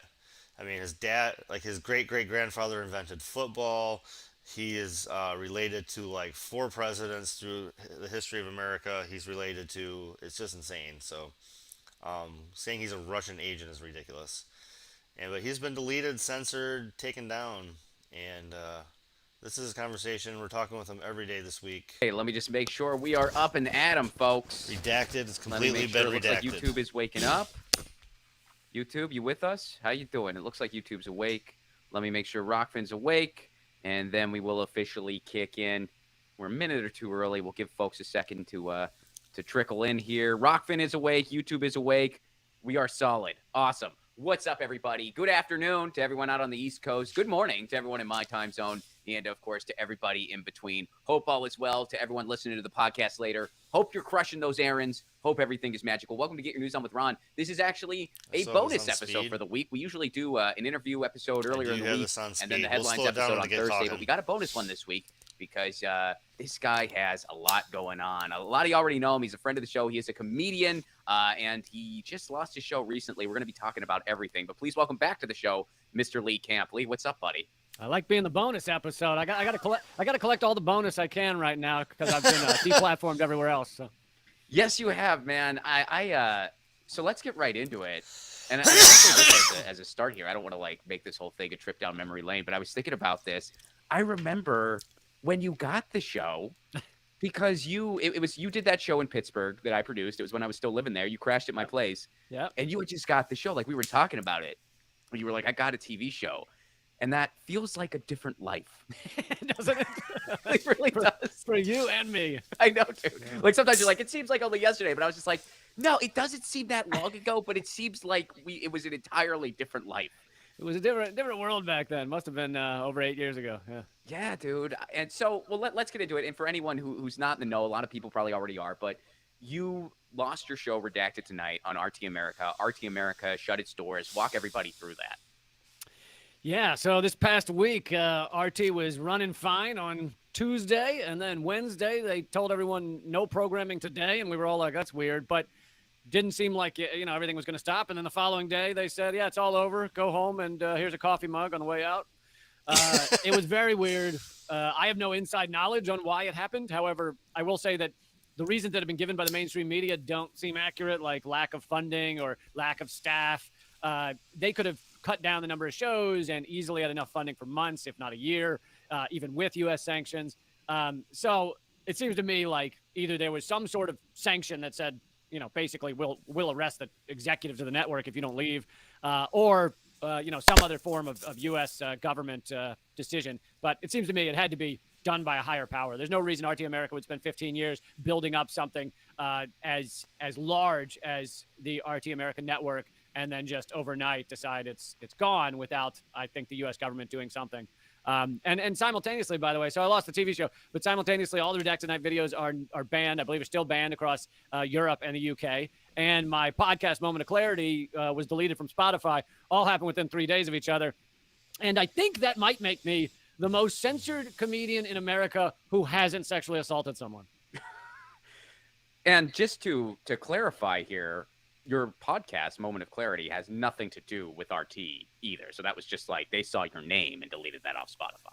Yeah, I mean, it is my personal podcast. It does air some of the audio of Redacted Tonight, but there's no ownership or connection to RT America. So all I can figure is that they just, had an algorithm that looked for audio from RT and then just deleted it. But there was no warning, no email, no nothing. No. Hey, if you think this is a bad idea, give us a call. Have you reached out to them? What's that? Have you reached out to them? Since not outside. I've been a little busy, so not outside of tweeting at them and saying, "Here's an idea. Go fuck yourselves." Did they literally give you guys a coffee mug on the way out? Were you being literal there? Like, I wasn't sure. I was like, "Is he serious?" They gave everyone their little. Sorry, guys, but check this. No, I was Okay. I was joking around, but it was all very sudden. Yeah. Sure. Yeah.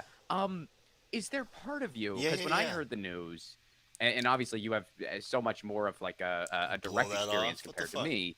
But, I've been on some RT shows, I've been on your show, and since about 2016, there was this ridiculous shift where all of a sudden, RT was this public enemy number one. Was there part of you that wasn't surprised? Yeah, in the sense, when I first got the show and I was completely uncensored, I wrote all my own words. No one ever told me what to say, what not to say. I never had a segment cut out. When I first started airing that show, I was like, this is incredible. Like there will never be this level of freedom on any other network on American airwaves. And sure enough, the American Empire couldn't handle it. Yeah. It did seem like, wow, I'm impressed we've lasted 8 minutes, and here we were at 8 years, and they hadn't deleted the network yet because they wanted to pretend that they stand for freedom of press. But of course, the U.S. Empire does not. And for years, they've been heavily suppressing everything from RT America, including my show. I have to randomly say, John F. O'Donnell, Abby Feldman, Natalie McGill, all these people are worthwhile comedians to follow, check out.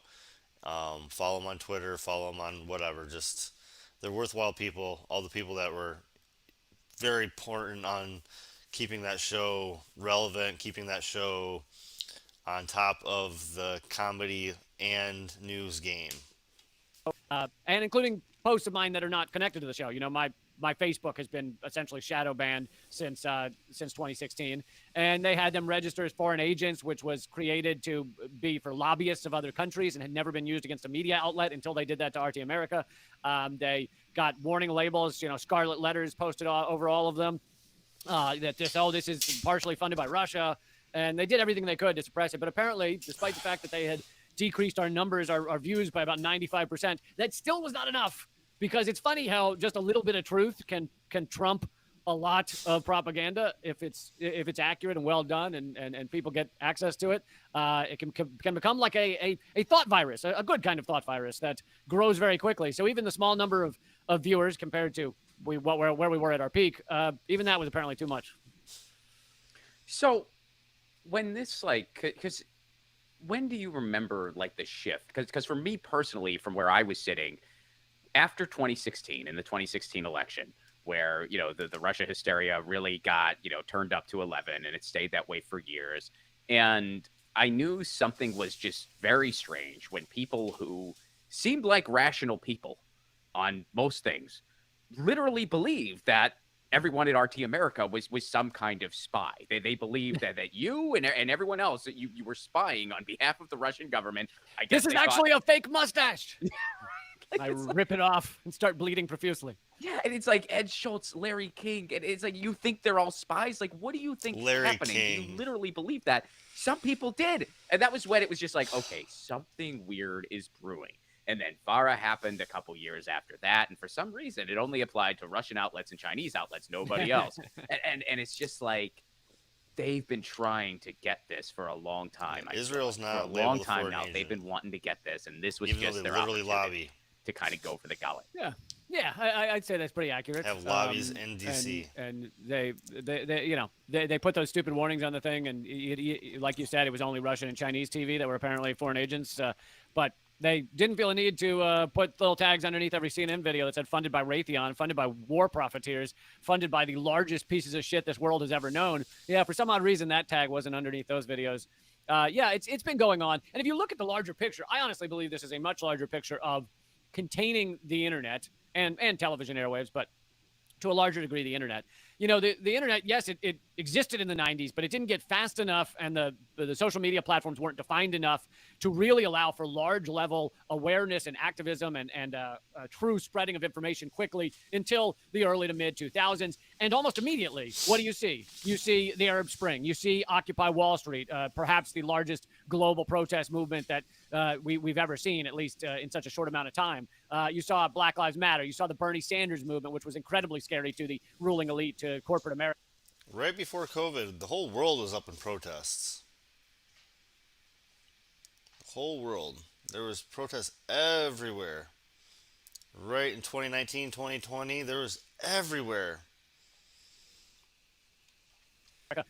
You saw all these things pop off, Black Lives Matter, and since that time, since 2016, it has basically been like, man, we've really fucked up, according to the ruling elite, and we need to find a way to get all of this back into an acceptable box, acceptable talking points. Yes, you can have debate, but it needs to be along these very defined parameters of far-right maniacs and centrists who are called left-wing because they look left-wing compared to somebody who's just spouting racism.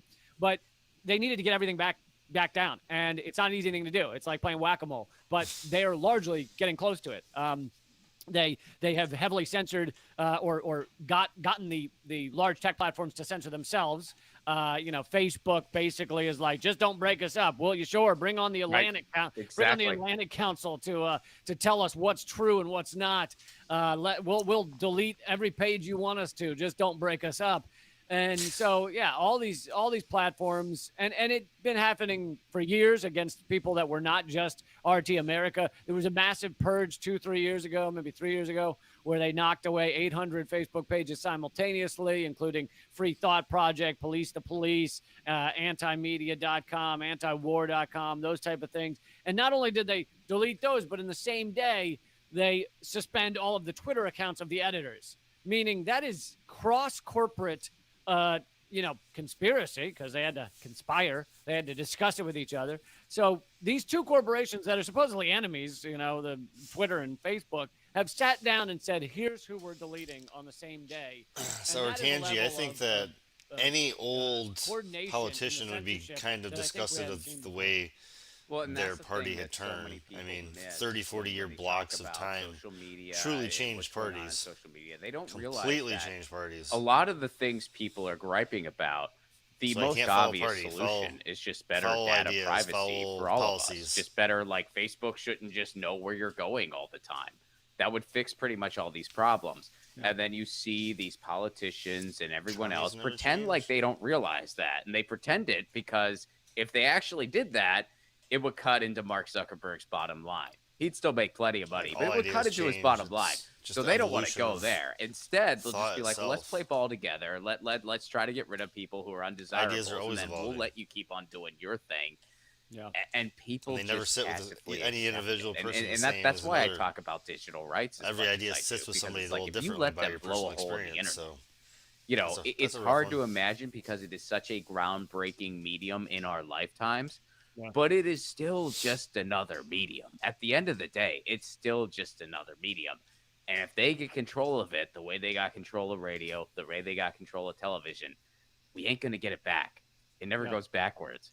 And people don't realize that. People think that that's unimaginable. It's like, no, it's very possible. And they're working on policy now that would get them closer to that.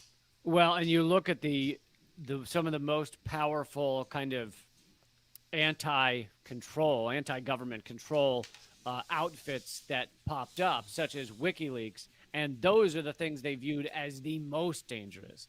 Was unaccountable to government outfit that was revealing their war WikiLeaks had to crimes, be their shut down. secrets, their Had to be. crimes in general, and it was just incredibly threatening to them. Another one was Anonymous, which I'm like, Anonymous basically doesn't exist anymore. It was so heavily infiltrated by FBI and everything, and many of them were arrested or put out to pasture in one way or another. And then just the other day, they were like, "Hey, Anonymous just showed up for the first time in 5 years and took down RT.com," and I was like, yeah, I think that's Anonymous wearing FBI hats. Let's be honest. You don't hear about it. Anonymous apparently did not care about any of the crimes over the past 5 years, but they took down RT.com just now. Yeah, I saw that, and I had the same reaction. I was just like, sure, that's who it was. Yeah, definitely. I mean, even, and again, taking a trip down memory lane, but even come like 2014 and 2015, it was kind of hard to tell who was who in that world, because obviously it's like Anonymous, but also you were kind of like, well, are you? I don't know. I don't know. Oh, I'm trying to finish up some 9-pound hammer right now. It's freaking what I'm taking down with some lemon kush wax on top. That is my current my current kick in the ass is the 9-pound hammer with lemon OG kush wax. So yeah, that's my strain of the night. That's what's taking me down my post work rabbit hole of news. Like, is this guy? So yeah, that was all like something to sift through. So let's get back to you, man. So what do you think? I mean, in the immediate future, what's kind of going to be next for you? Yeah, I haven't figured it all out yet, but so I'm trying to build up patreon.com/LeeCamp. I had not, because Redacted Tonight was funded, I had not made that a priority, and that hadn't really made a big deal out of like the soft getting wax members, on top, man. For the past many years. So that now, soft wax is delightful. hopefully, I can go the kind That's of crowdfunding route with Patreon. And if I get enough members, that wax puts a dent in you. My hope is that I will come back with something that looks close enough to Redacted Tonight. It will never be Redacted Tonight. There will, not that I think, ever be a large-scale corporate funding of Redacted Tonight, because it is everything that I stood for, everything I talked about is anathema to the corporate state, is, everything they don't want at all to be said on airwaves. So it won't be that, but hopefully I can get enough members and create that way. It could be partially tied in with some independent outlets that are out there. I only watch wrestling for maybe this about is by 6 months design. of The my independent life. outlets do not have tons of money to throw around, and that's how the U.S. government likes it. They don't like independent outlets being incredibly successful and powerful. Yeah, I see. He just passed so, away. It's a different world, and I do continue all of the videos and podcasts that I was doing outside of Redacted Tonight. So I do a video series called Moment of Clarity. I have a podcast with Graham Elwood called Government Secrets. Another podcast with Eleanor Goldfield called Common Censored. Enjoy it, but they really do. And I still write columns and articles. Hopefully, a new book in not too long. And yeah, that'll all be at Patreon.com/LeeCamp. And keep growing it. What's going on with the book, man? You said new book. That sucks. Yeah, basically, I take the columns I've published at Sheer Post and I put them together in a book and add in a little new writing. And the last one was bullet points and punchlines. Mm-hmm. And this one, who knows? The hiccups in life have delayed things, but hopefully it will still come out in the next few months. Can we talk about some of the hiccups in life? Like, are you talking about that, or is that like not? You don't talk about that at all? Oh. Oh, I don't really spend a lot of time in my personal life, but yes, I do have a new baby in the mix. You made a person. I made a person. Yeah. All right. Are we allowed to talk about your person? All these comics know about it, and he never mentions it on the shows. So, like, Ron's trying to slowly drag it out of him. Like, am I allowed to say this? Because we all know about it, but you don't say it. So, can I say it? Can I tell everybody? Ron's newly married. Graham newly, not Graham. Lee newly child, and yeah. So they both have big things going on. Maybe a little bit. I mean, how is I imagine? Check 'em I mean, out. you know, Ron like we've McClellan always does out Get so Your I much. News On just with got him his Ron. first word. Lee Camp unemployment. is currently Nice. only doing That's so great. his I individual picture you show being a good dad. and a couple Like when I found out you podcasts, guys were having a so- kid, I was like, yeah, that tracks. I I picture mean, I'm Momentarily just, has been you know, I deleted want off him to get on the Spotify. label for us soon. I mean, he's 3 months old. It's time to get moving. it's You time can still for catch him his to stuff learn on his the I'm value of hoping it. he'll fund program. my incredibly glamorous life. So Now you're thinking. Now you're And, thinking. yeah, That's check gonna these guys be. out. He's gonna be the source. The for dog redacted is under tonight. my That's my feet. exactly. well. Now that RT America, So the is- dog being under is my feet gone, means and- I gotta and is take it him out pretty for his much end of the night doors walk. Are closed, or It is there a almost chance 3 they're gonna a.m. come back? So They he is they, used to they a gave walkabout now. zero chance they are Please coming check back out these to any of guys. us. And I If really you're checking think out that any of if the other they show, thought that was anywhere on there's the a lot horizon, of they big names would tonight, have, and said to at least the I'm the sure if you faces haven't heard the of one of shows, them, they would have said, "Hey, you know, Foul, subscribe. we'll, These we'll, two we'll be calling you are up some in of a the bit. smaller Hang guys, so in make there." sure you There subscribe. was none Lee of that. Camp, Ron Pacone. Mm-hmm.